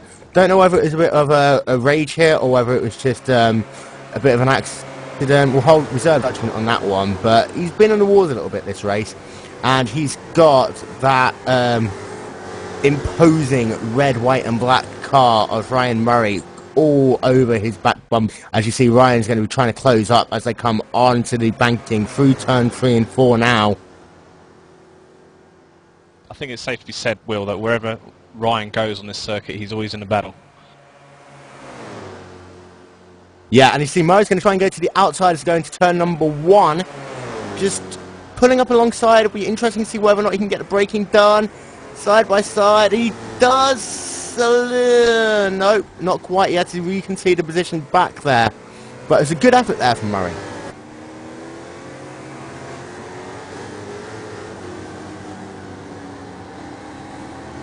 And now you see, as they go for International Horseshoe, they are very close together. And if Murray can do this, keep it nice and steady, he can have a chance as they go down to the bus stop. But Murray really is coming alive now, Rob. Absolutely, they've been caught by Rickle as well, I believe. I think he's on a different lap, but I should imagine that Josh is certainly looking at his rearview mirrors now before than he was a few laps ago. Oh, Murray trying to go down to the inside there. Just got a little bit squirty as they come onto the banking. But that was a try. I think he was trying to get into that inside line so he could guarantee himself the perfect entry point for the bus stop. Just got a little bit oversteery. Ever since I watched the media day yesterday, I forgot that we're not allowed to say the word loose in anything apart from a NASCAR, apparently. So I won't. Oversteery. But you'll see Murray again now trying to get good drive off this corner to come out the second part of the bus stop. They'll not close enough this time, though, unfortunately, to make a move into turn 1. But at the same time, I think he's just going to regroup, see where he's faster, and, you know, have another go, because he had a very, very close battle that last lap, and you just want to let his tyres cool down a bit, possibly. Suddenly dropped back a lot. And we are on board with Ryan Murray, and maybe we get a better impression on this track as we are approaching turn 1 here. And we see how narrow this actually is. The turn makes a kink, and you have to be exactly spot on under braking. You will destroy your tires if you miss it, especially your front left under heavy locking. And we see how close this is. Now we've got Mustangs coming up, and we're gonna... Oh, and Ryan Murray's very sideways there. Almost spinning the car, and now definitely lost the gap again. I'll tell you what, though, no one can say that Murray isn't pushing hard. Now, as he's being held up by the Mustang, going you around see the how outside. close this is. As I told you, he will come alive at some point in this race, and he really has. Yes, he's only fighting for what is P9 at the moment, but still a great effort as the pit sequence hasn't fully cycled through.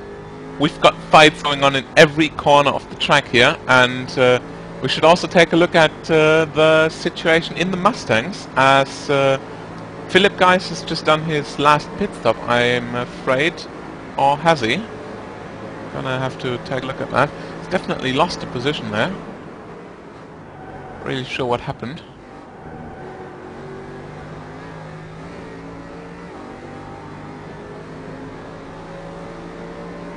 And you see, Murray's immediately managed to get himself back into position that with a couple of good corners, he can be right back on that draft. So there's no doubting that he's definitely faster than Josh at the moment. However, it's just a case of whether or not he can find the way past. To clarify with the situation of Philip Geis here, everything is fine for him. He's just not been in the pits yet, so he's still leading the Mustangs over Scott Michaels, who has been in the pits though. And then it's Eric Smith having his pit stop made, I think, and Paolo Valente as well. So we got to keep an eye on him and see where he is coming out of the pits. And that could be a very good strategy for him. He's not going to have so much fuel in the car. He's going to have fresh tires, as we've got a bit over a half an hour to go.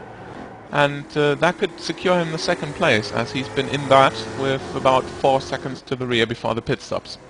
And looking back to the fight out front for the Daytona prototypes, the gap has settled at about 3 seconds between Andreas Corrali and Evan Maillard.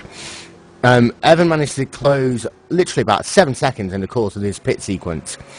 And he had his teammate Dave Gielink right behind him, but Dave dropped back to 3 seconds behind almost now as well. So it looks as though Ewan's going to have to do this alone if he's going to try and win this race. But do you think he's doing what he's been doing all race long and cruising around for a little bit and going to push when he needs to at the end? So he knows he's got the grip and he knows he's got what he needs when he needs it?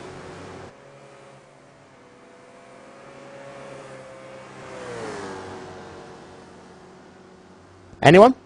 No? I'll just keep talking to myself. Yeah. I was trying to ask you the question. Do you think that Evan's putting himself into a position that he can cruise around, you know, for maybe another 5 or 6 laps and then really start pushing, knowing that he saved himself a little bit on the tyres and try and close down that gap at the very end? Oof. I'm not really sure if that will be the right strategy, as we are coming very close to the end, 35 minutes to go, and if he loses too much now, as he's lost about 5/6 tenths last lap, 3.5 seconds now, he might not be able to catch up. Kirali is definitely on the same pace, and even with perfect laps, Maillard can maybe clip off 2-3 tenths per lap, and he has to start now, in my opinion. He has to be at the tail when he wants to make a difference, and from 3.5 seconds gap, he's not going to be able to catch Andrich at the lead. And I'll tell you what, the battle between Ryan Murray and Josh Hurley is still going on. Ryan not being able to find a way past Josh as they come down into the bus stop again. I'll tell you what, Ryan almost looks like he lifted off there. Knowing that they'd had to go around a couple of Mustangs, he looked like he literally just lifted off the throttle a little bit. You just saw the gap extend as they went into the straight bit. But this time by, he's definitely a lot closer, Ryan Murray, as they come onto the banking. And there's no traffic coming up. That's an important factor. Yes, low traffic coming up, but Ryan looks like he's going to see if he can go to the outside. Dummy to the outside now. They're going to be side by side as they come into corner number 1. Slow traffic isn't going to be a factor as they go through. but Ryan decides to brake a bit earlier. Side by side. Is he going to try to cut across? Ooh, very slowly under didn't make it braking. work though. Tried to push Josh into a mistake there, but very, very calm braking. No mistake from Josh and still maintaining 9th position there. And, and we've got a crash. Norbert Leitner, and I am afraid that is a Mustang. Vasily Taichev and Norbert Leitner. Leitner comes across and spins. I'm going to see that again in the replay as Leitner approaches turn 4, it is, and spins across, just slamming to the side of Vasily Taichev. Nothing to do for him here, as we're talking about the 6th position Mustang, and looks like he's got severe suspension damage now. He's going sideways even though he's on the straight. Maybe calls for a pit stop for him. That is unfortunate. And it's such a shame, you know, you've got, what, just under half an hour of the race left to go, and to have an incident ruin your race so close to the end must be heartbreaking for these drivers. But again, as I keep on saying, the show must go on, and there's still battles going across all over, up and down the racetrack. Dave Geelink has closed back up to Evan Matliard, who I believe had a couple of bad laps there. So and a couple of traffic, in fact. He's got a Mustang in the chicane, and that has made a 6-second gap, and we've been talking about 3. It's doubled within 2 laps. Oh, sorry, Murray's going to the outside again into turn 1. Gets to very wide. Oh! And the 34 connect with each other there. Whether they'll be able to keep on going, but the two connect. And the 34 machine of Josh Hurley just spun across Ryan Murray in turn 1. I mean, we're saying that Murray was trying to put Josh into a mistake, but unfortunately what he did, that mistake ended up ruining his race. Ooh, and we've seen that he's got very sideways in the middle of the turn, and that's exactly the issue the car has. A severe grip loss under lifting the throttle and going back on it on the exit, and Hurley wasn't able to catch the slide. He flicks it to the other side, spins across, and even though Ryan Murray wasn't even on the racetrack anymore, he wasn't able to avoid. And that is a shame for Murray, who we've been talking about was charging in that last stint, trying to get himself into 9th position. For Josh Hurley as well, I mean, it just shows how tricky turn 1 is. We've been talking about it all day long.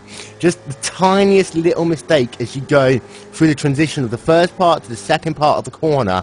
Just a little part, you know, sudden movement to the left under braking, and back end steps out, it's almost game over. And if you're by yourself, sometimes you can get away with it. Turn it back around the right way and carry on going. But fortunately, it was game over for both of those drivers.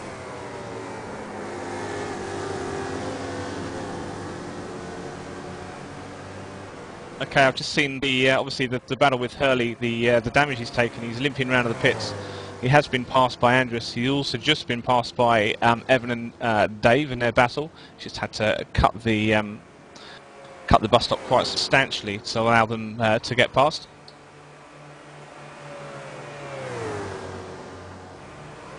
And now Josh is in the pits.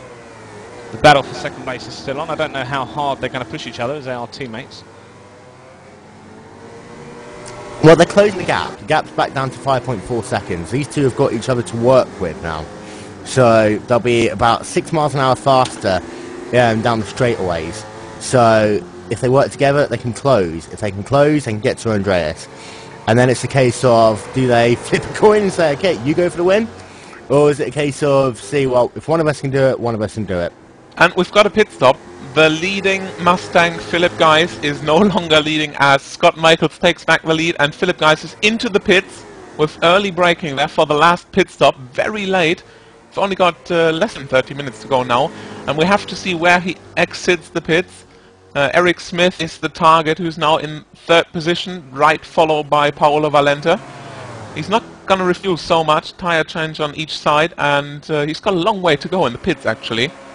Yeah, I mean, I would consider there's only half an hour left to go. Perhaps not taking tyres, but he obviously did. Whether in the longer run those tyres would have been for. I don't know how much he's been using his tyres, but if he'd conserved a little bit, he might have been able to get away with it. But in this situation, he decided, you know, I need the tyres when I need them in this last stage of the race, and it'll be better than having the extra little bit of track time. Yep, and it looks like it's enough gap to risk taking the tyres, as Eric Smith and Paolo Valente haven't even crossed the finish line, as Philip Geis is out of the pits and very safe in second position there. And I'll tell you what, we haven't been talking enough about the Ford Mustangs today, so to all you Mustang drivers, not only in this split but all the other splits, we apologise for not singing your praises enough. But there's been some amazing battles up and down this field. I mean, yes, there's only 11 drivers in this Mustang field today, but we've been seeing fights, you know, in the top 5 all race long. And throughout the field, 2, 3, 4 driver battles all the way through. It's been really interesting to watch. I'd have to say, in some ways, well done for taking the option to choose the, in some ways, much trickier car. And Alex, our commentary guest here, has said it. The racing is very clean, and we have not seen much incidents with the two classes, and it's working really well. It's really clean racing. We've seen more incidents class internal than Mustang versus Riley, and that shows the quality of this grid.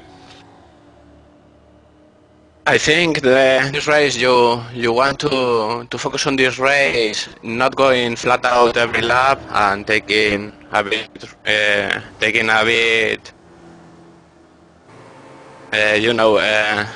you are need to go relaxed and try to manage lapped cars without going flat out. You know, you can need to put in risk your race without lapped cars. So. Yep. And as you say, that is especially what most of the guys are doing here. That safety potential, that not 100% pushing and risking everything, that is keeping both cars safe on the track. And they are going together on this track and not against each other, and that is exactly what they are doing and what they are going for. And you've said it, well, we are not covering the Mustangs enough, and now it is time to cover the fight for third position, I believe it is, between Eric Smith and Paolo Valente, as we're going into 65th lap of the Mustang race here. A bit more than 20 minutes to go, as we are too wide into the first turn, very sideways from Valente here. Almost a love tap there as well, and these two have been going at it since the drop of the green flag 2 and a little bit hours ago. And they've seemed to have been able to gap each other a little bit and then come back together. That number 12 machine has not only got one of the most beautiful liveries of today, but it's really been a really good challenger. And you see there, the DP's having to go through the middle of them into... And they managed not to tangle up. That is an amazing effort. And we've not seen that for the first time now, and we definitely see that the Mustang is twitchy on the gas. We see both cars severely drifting out of the turns, and that is what maybe the advantage for Philip Geis is, as he's got fresher tyres, he's got more grip, and if he doesn't have a severe mistake, speaking of which, Paolo Valente! Curse of the commentators right there. Very sideways, nearly spinning, and that is giving Eric Smith the gap he maybe needs to secure third position in the race. Marius, you're now officially a member of the Curse of the Commentators Club. Congratulations. I do not think that's a good position to be in, but that was called for.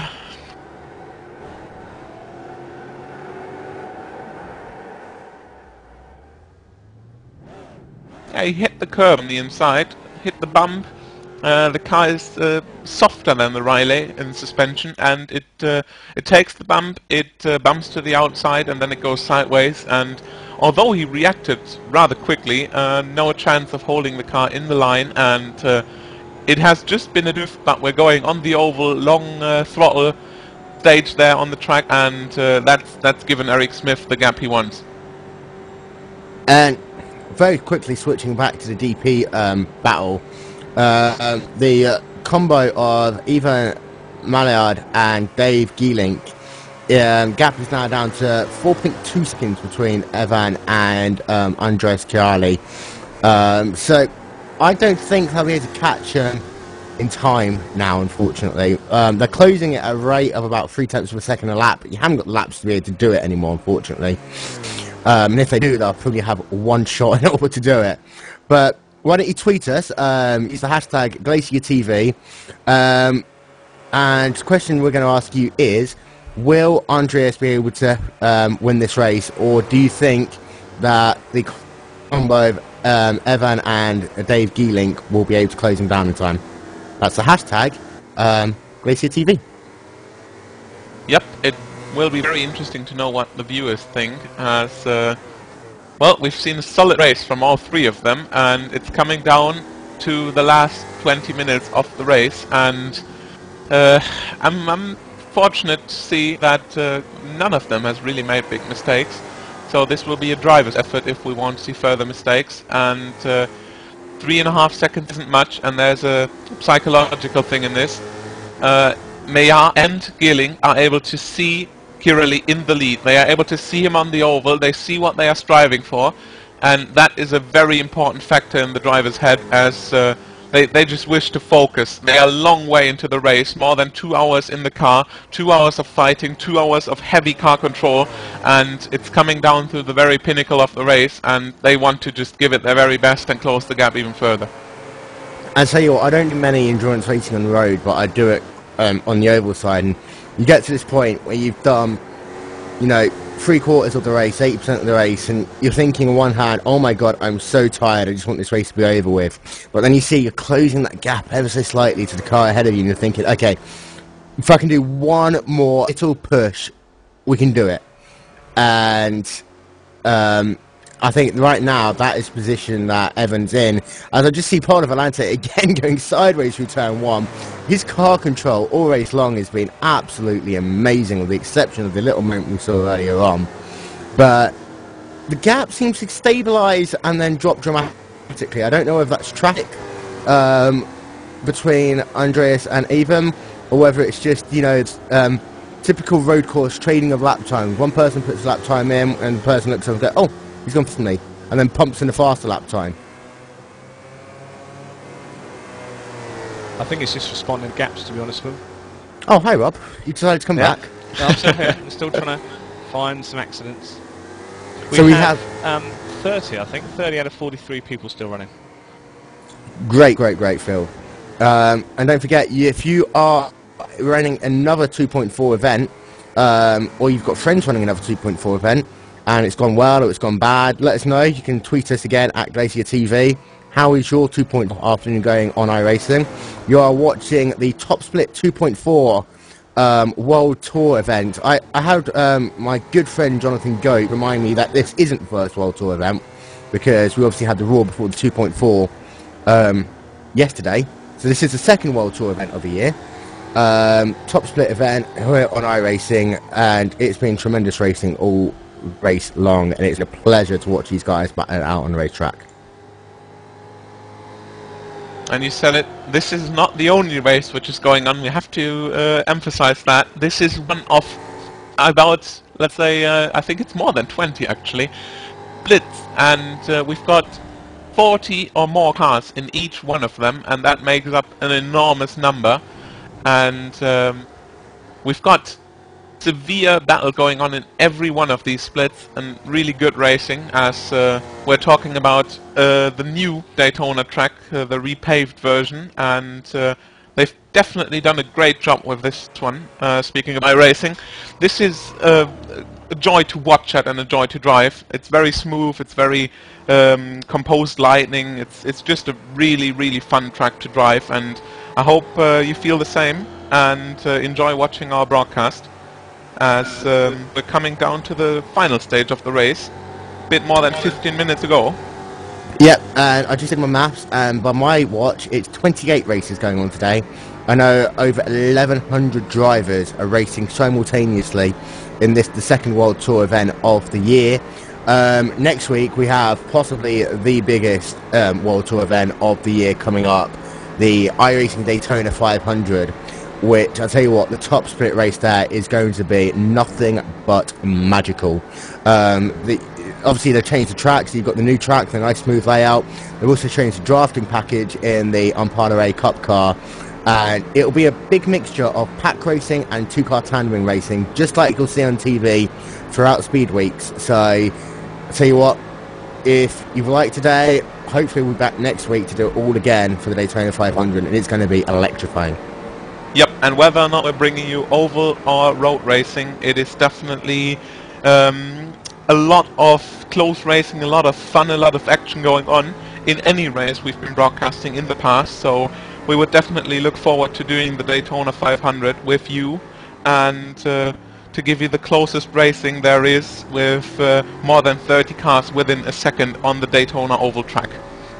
And don't forget, coming up after this broadcast, we're going to take a very quick 20-minute break, and then the Talk Freak Racing Super Cup around at Suzuka will be taking place here live on Glaciertv. You'll be able to tweet all the action through TFR Super Cup for that on Twitter, and watching live the race live here on Glaciertv. I think myself, Rob, Yoni, Yano and Marius all need to go and get a couple of cans of energy drink or coffee beforehand though.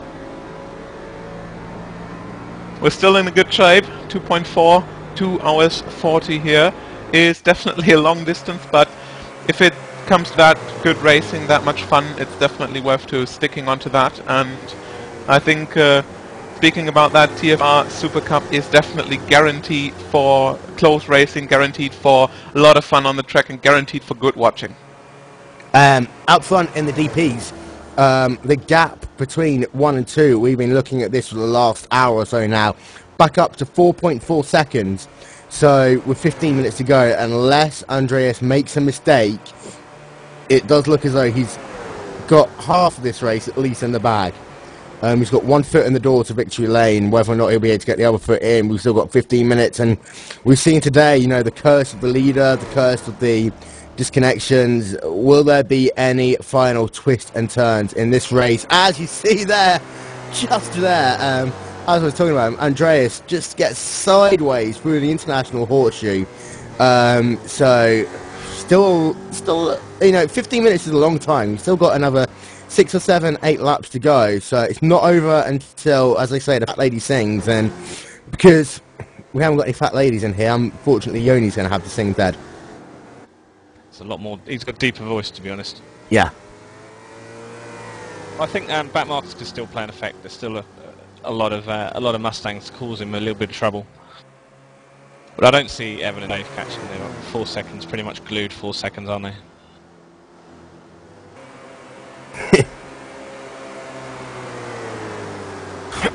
But I mean, on track, we have still got a couple of battles going on throughout both classes. The best battles we have on track at the moment are likely to be in the DPs. Sorry, not in the DPs, in the Ford Mustangs. For drivers, it's almost a bit of a like time trial endurance racing thing going on at the minute, where you just got to see if you can close your driver ahead, and it's so frustrating at times. You know, you can just see him eking a 10th out a lap, and you want 2 tenths to hit your number. But 7th and 8th positions, Ryan Stodbeck, he's been in the wars with it today, and Vasily Zaitev riding the number 18 machine. He's got another beautiful paint scheme. They're only about a couple of seconds apart on the racetrack, and as this race comes to its conclusion, you know, these two could still be battling over 7th. And the DPs, you know, just because the driver's a lap down or 2 laps down doesn't mean that they can't still be fighting for positions. A number of drivers throughout the... I mean, Ren's Brokerman, for an example, in the number 5, he's been charging throughout this race ever since he was involved in an incident earlier on. Timo Liverman was... Timo Livinen in the number 20 earlier on, again involved in an incident. He's still got that bent rear spoiler, and he's been charging. He's managed to get his lap times down to 138, the 138 mid-38 range. So he's definitely not out of this race yet either. Okay, we've got a couple of bit more information for you. Daniel Hake stumbled across Jan Sakaru in International Horseshoe. Don't know if there's any damage still, but the biggest news is that Dave has been was passed. Even I don't know if he was let past or if even had a bit of a problem. So now Dave is leading the charge to catch Andreas. And when we say charge, this is actual charging now. 137.8 last time by. He is literally hitting every apex he can possibly hit That was the best I've seen anyone go through the bus stop chicane all day today. Coming up to lap another car as they come out of corner number 4 of the banking. I need to figure out what corner number 4 of the banking actually is in terms of the real track. I'll figure that one out later. But as they come down into turn number 1, he's going to get a nice little draft. Talking about Tivo a minute ago, just slotting down almost 3 wide down the middle. And 1:37.4 last time by. That was a great lap there from Dave. Gap down to 3.2 seconds. He's going to have a little bit of traffic. He's going to have to go down the inside into the international horseshoe. Just slides the car a little bit. But that was his second fastest lap of the race right there. 1:37.4. His fastest lap's been a 1:37.3. So very close to the limit for him right now. And in front of him, you can just see him passing Daniel Hackenow. He's just left the pits after a lengthy fix-up, and he is now down in 10th.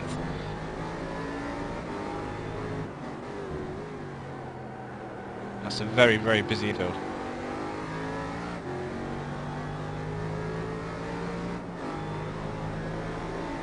Okay, so now we have under 10 minutes left. It's going to look a little bit different on your display. We have about 3 minutes 30 to add on to the countdown timer, and then we'll have a look and see when the flag is shown, when the leader picks it up, and then we'll talk you through the end of the race.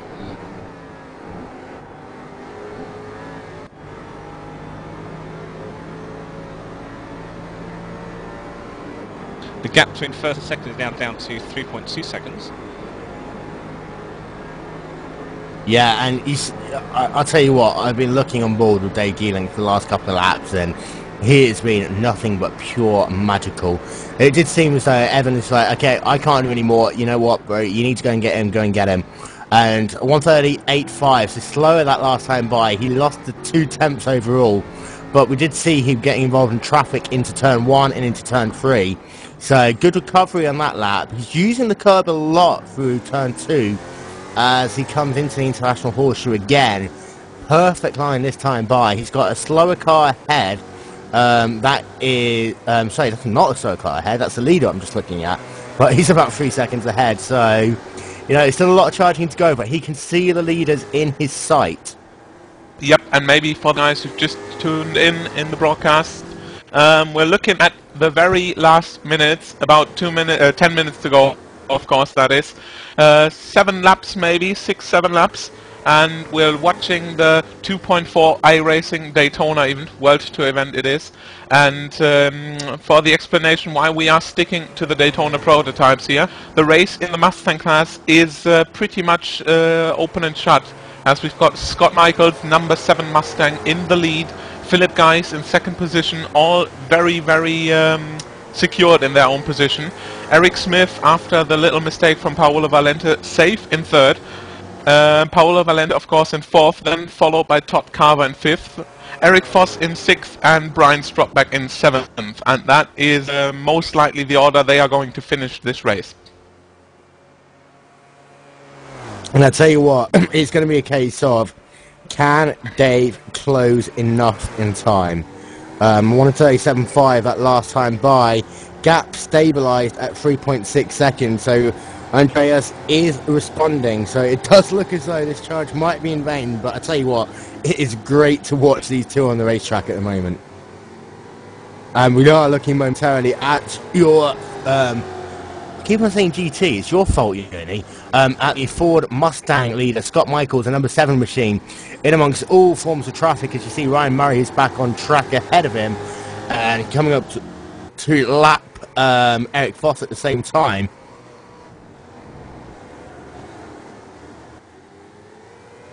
But Scott Michaels now, he has drove a very steady and strong. We've barely talked about him all race long, but he's just been there, consistent, steady, calm, turning in lap after lap after lap, and it's been a great, great race by him. I'm just having a look at his lap times for the race, and with the exception of a couple of laps, his lap times have been within the range of about 2 seconds all race long, with the exception of a couple of laps we had off-track incidents and his pit stop. So very, very consistent there by Scott Michaels. Yep, and we haven't really talked much about him, as he's gone away from the pack at the beginning of the race, and that is a good indicator. The less we've talked about him, the less there was actually to talk about, and unspectacular, but very, very controlled and very calm driving, and definitely looking to get a good win after 2 hours of 40 in his Ford Mustang. But you say that, Marius, but Mika Hakkinen was one of the most unexciting drivers in Formula 1 history, but he won 2 titles by simply cruising around and, you know, just being there at the end and no one really caring about what he was doing. But then again, he was finished, and I have to interrupt you as speaking of not so spectacular things, Zach Rupčić actually spun in the first turn, and that is the same Zach Rupčić we've seen hitting the wall in the chicane in the bus stop, and I think we've also seen him spinning for another time there. And it's not really, I think his tires might not really like that much spinning and sliding, and doesn't really look that he's too comfortable with the car. No, and I tell you what, we've talked about how difficult this car is to drive, and we've talked about how long this race is and how far we are into this race now. But at the same time, one little bit of concentration lapse, especially in corners like turn 1 and the bus stop, and the rear end just kind of come out of you, and immediately you've gone from trying to, set yourself a new personal best sector time to trying your best to keep the car out of the wall. Just to see that Dave Geeling's going to be held up by a Mustang as they come out of the bus stop. And they can't do anything about that. They just can't vanish. You see, that was probably, just a little bit of an extra lift, but that's going to affect him all the way around these banked corners onto the front stretch, past the start-finish line. We'll see how his lap time is as they come past the stripe. But I believe, by my watch, we've got very few laps to go now. We've got 138.7, so yeah, as far as I'm concerned now, unless Corrali's going to make a mistake, it is, game, set and match to him. But, you know what, if you're the car behind, all you can do is charge, and hope the car in front makes a mistake, and we have seen that happen a couple of times today already. And we have to mention, of course, you see our counter in the bottom right corner of our broadcast system. That is indicating now less than 1 minute, and we have to adjust that. Oh, sorry, Evan Mallard, sorry, I need to interrupt you. Evan Mallard is on the grass, spinning there, coming out of the International Horseshoe. I believe he tries to come back on track, cuts across, and connects with Sam Michaels. Now, what was that? Sam Michaels not aware of anything. He didn't realize that Ivan Meyer is actually on the side of him there. Just turned in and Van Meyer halfway across the grass there. And I'll tell you what, after the race that Evan has, that is going to be a heartbreak for him. Because he has been driving so well. And, I mean, admittedly, yes, he did make a mistake himself, but then after that, as you see his car just wiggling down the backstretch, such a disappointment there. And I believe, the entire thing started with an incident with Jan Skula, and I tell you what, Evan's going to be very disappointed now. We're going to count down the actual time to come back to that issue, as Andres Kirali has just crossed the finish line, of course, that is, at a time of 2 hours, 35 seconds and 20. 2 hours, 35 minutes, of course, that is, and 20 seconds, which means we have got a bit less than 5 minutes to go. 5 minutes would equal 3 or 4 laps, most likely 4, as they have to do a lap after that. And we are definitely running to finish the race. Please don't obey our counter, as that is already indicating that the race is finished. Evan's in pit lane. We've got 4 minutes to go. He overshoots his pit box as well, and he's using the in these endurance World Tour events, drivers get a fast toe so they can come back out onto the racetrack. It's unfortunate that Evan had to use his on pretty much 2 laps to go, but 3 laps to go possibly even so. But unfortunately about that, and he's lost third place. Yeah, he's lost third place. He's managed to come back out onto the racetrack. I believe that is Jason Carvalage ahead of him. So he's slotting down into 8th or 9th, I believe. A lap down, but terrible shame. And now he's going to give it everything he's got to get the third place back. And, well, Christian Runner might be a bit surprised now that he's actually gained a position.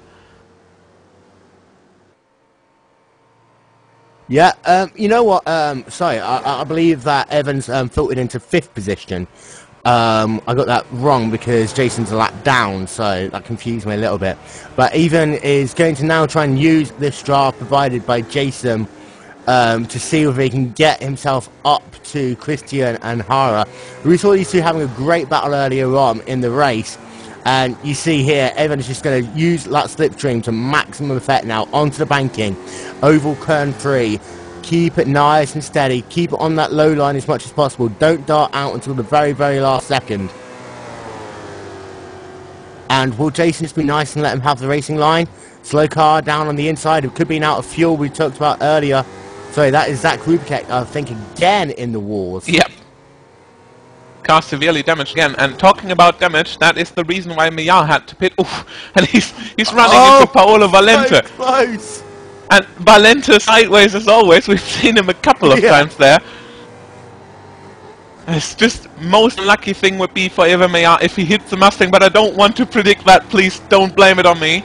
And I just hope that Millar can do the best out of this and nothing will influence his race now.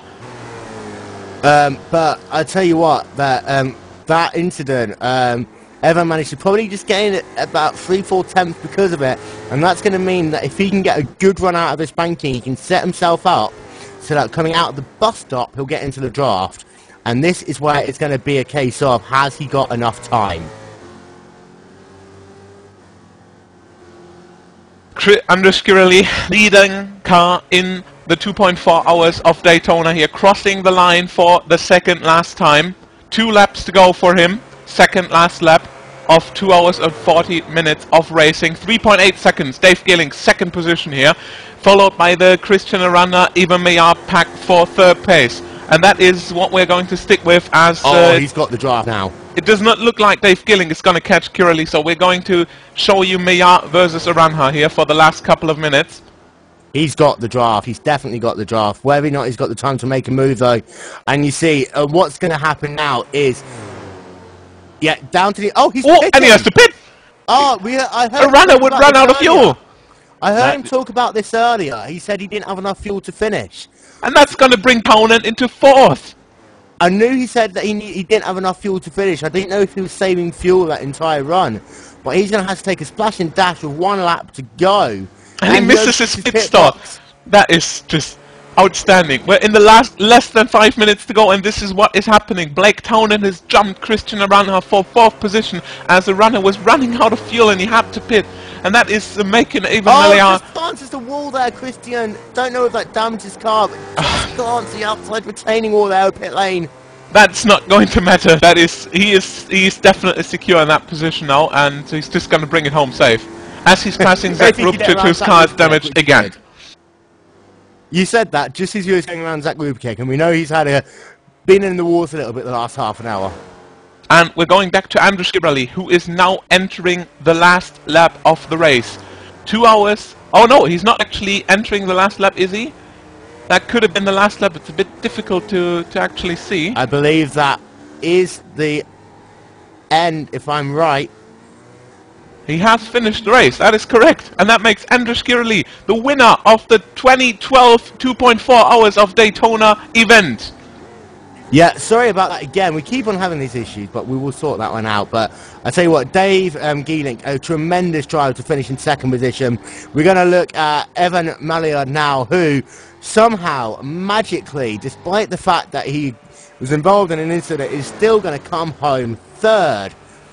Christian Arana is going to come home in... No, actually, sorry, I think Blake Townsend will come home in 4th. Christian, yeah, in 5th. And then we'll wait for the rest of the results to filter through. I believe it'll be Jason Carvage in 6th. Renz Brokeman, he's had a tremendous drive. I believe he had a disconnect or an accident early on in the race, will come home 7th. Timo Liverman 8th. Daniel Haken 9th. Sam Michaels 10th. Oliver Amos 11th. Jacob Desmaris in 12th. Jan Skukla in 13th. Rene Coleman in 14th. Zach Rubkick in 15th. Jim Shadlick 16th, Nick Johnson, Ryan Murray, Uka Alauto, and Josh Hurley round out your top 20. And not to underrate this, the Mustangs, Scott Michaels, with an enormously amazing race, winning with about half a lap of gap to Philip Geis, who's also done a very, very great race. Definitely the best pit strategy I've seen out there. 2 long stints, short last stint, securing him the 2nd position there. Eric Smith, after the mistake from Paolo Valente, securing 3rd. Then Valente, who's most driving this like a drift car most of the race. So we've seen him more sliding than actually going straight. Todd Carver now crossing the finish line, also a very sophisticated race, 5th position for him, followed by Eric Voss, who is then a lap down, together with Brian Stropback in 7th, Vasily Zaitsev in 8th, Russell Clayson in 9th, and that is going to round up the Mustangs as we are going to start the do not finish cars from there on. 30 cars it is actually finished, and we've got 9 Mustangs and 20 Rileys finishing the race unharmed. And as we said so many times today, a great job by all. As you just see there, Evan Maillard and Dave, the 2 teammates there, just giving themselves a little bit of a friendly bump draft down the backstretch as they go 3 wide with other cars, you know, just cruising down, chilling out. They survived the 2.4 hours. In Evan's case, he survived the 2.4 hours and a wreck, and still managed to come home 3rd. So, while on one hand they'd have a little bit of disappointment that they didn't get the win, 2nd and 3rd for that team is still a very, very good result. And I believe we are joined in the studio by Rico. Rico, very tough racer. You had a disconnect there earlier on. You've been involved in the wars as well. Take us through your race. Yeah, I got really unlucky with the race. I got the car just before, and didn't put really too much practice into this race. And I hit the wall in 20 laps in the race at the pit, and after that lost connection. Yeah, really off pace due to that. Finished 7 laps down, not really happy. And I believe this is your first time taking part in the Daytona 2.4 hours, and you showed some really good pace at times, and it's just such unfortunate that you were involved in track incidents and your unluckiness. And towards the start of, you know, the rest of your season, DWC, everything else, I mean, how important was it to just keep on track and keep on turning laps amongst some of the best road races there is on iRacing, just to see how you are against the competition? Yeah, it's really important to find how good your pace is against the other members. And it was great fun learning to race fast and keep a good race pace, keeping concentration. Especially in a 2 hour and 3-minute race, it's really important to stay concentrated throughout the whole race. And, sorry about that. Continue. No worries. Nothing. That's it. And I said, what are your plans for the 2012 iRacing campaign? What do you want to achieve by the end of it? This year I'm just now racing the F1 Class A series, trying to get my pro license and racing the pro in Season 4. And the very best of luck to you on that. I know you've got a number of your teammates who are trying to go down exactly the same route, and I hope that, you know, all of you have the very best of success, and well done for sticking through for this race. Did a good job. Yeah, thank you very much. And that brings us towards the end of this commentary. We've seen an amazing race, an amazing 2.4 hours, 2 hours 40 minutes of action on the Daytona road circuit here. We've seen plenty of battles, plenty of action, plenty of unfortunate crashes, as we've been just talking about that. And we were really excited about this race, and it just all paid off, and it was just an amazing time. Yep, and let's not forget, we'll be back in, oh my god, literally about 15 minutes time. Gonna take a deep breath, exactly. Yep, to do it all over again for round 3 of the TFR Super Cup at Suzuka. That will be involving the Corvettes, CR6s and the 4GTs. For everyone who's been watching this race, I'll tell you what, if you want a completely different change of pace, stay with us as we head over to Suzuka in about 15 minutes time. That will be another electric race. I believe the race is 90 minutes long. Some of the best 4GTs and Corvette racers turn up for this event, and Suzuka is a very, very difficult track, so I hope you enjoy it. Thanks for tuning in. Thanks for watching the 2.4 hours of Daytona iRacing World Tour event 2012 with us. We've seen an amazing race, and we'll be back in 10 to 15 minutes with the TFR Super Cup. Tune in again. Bye.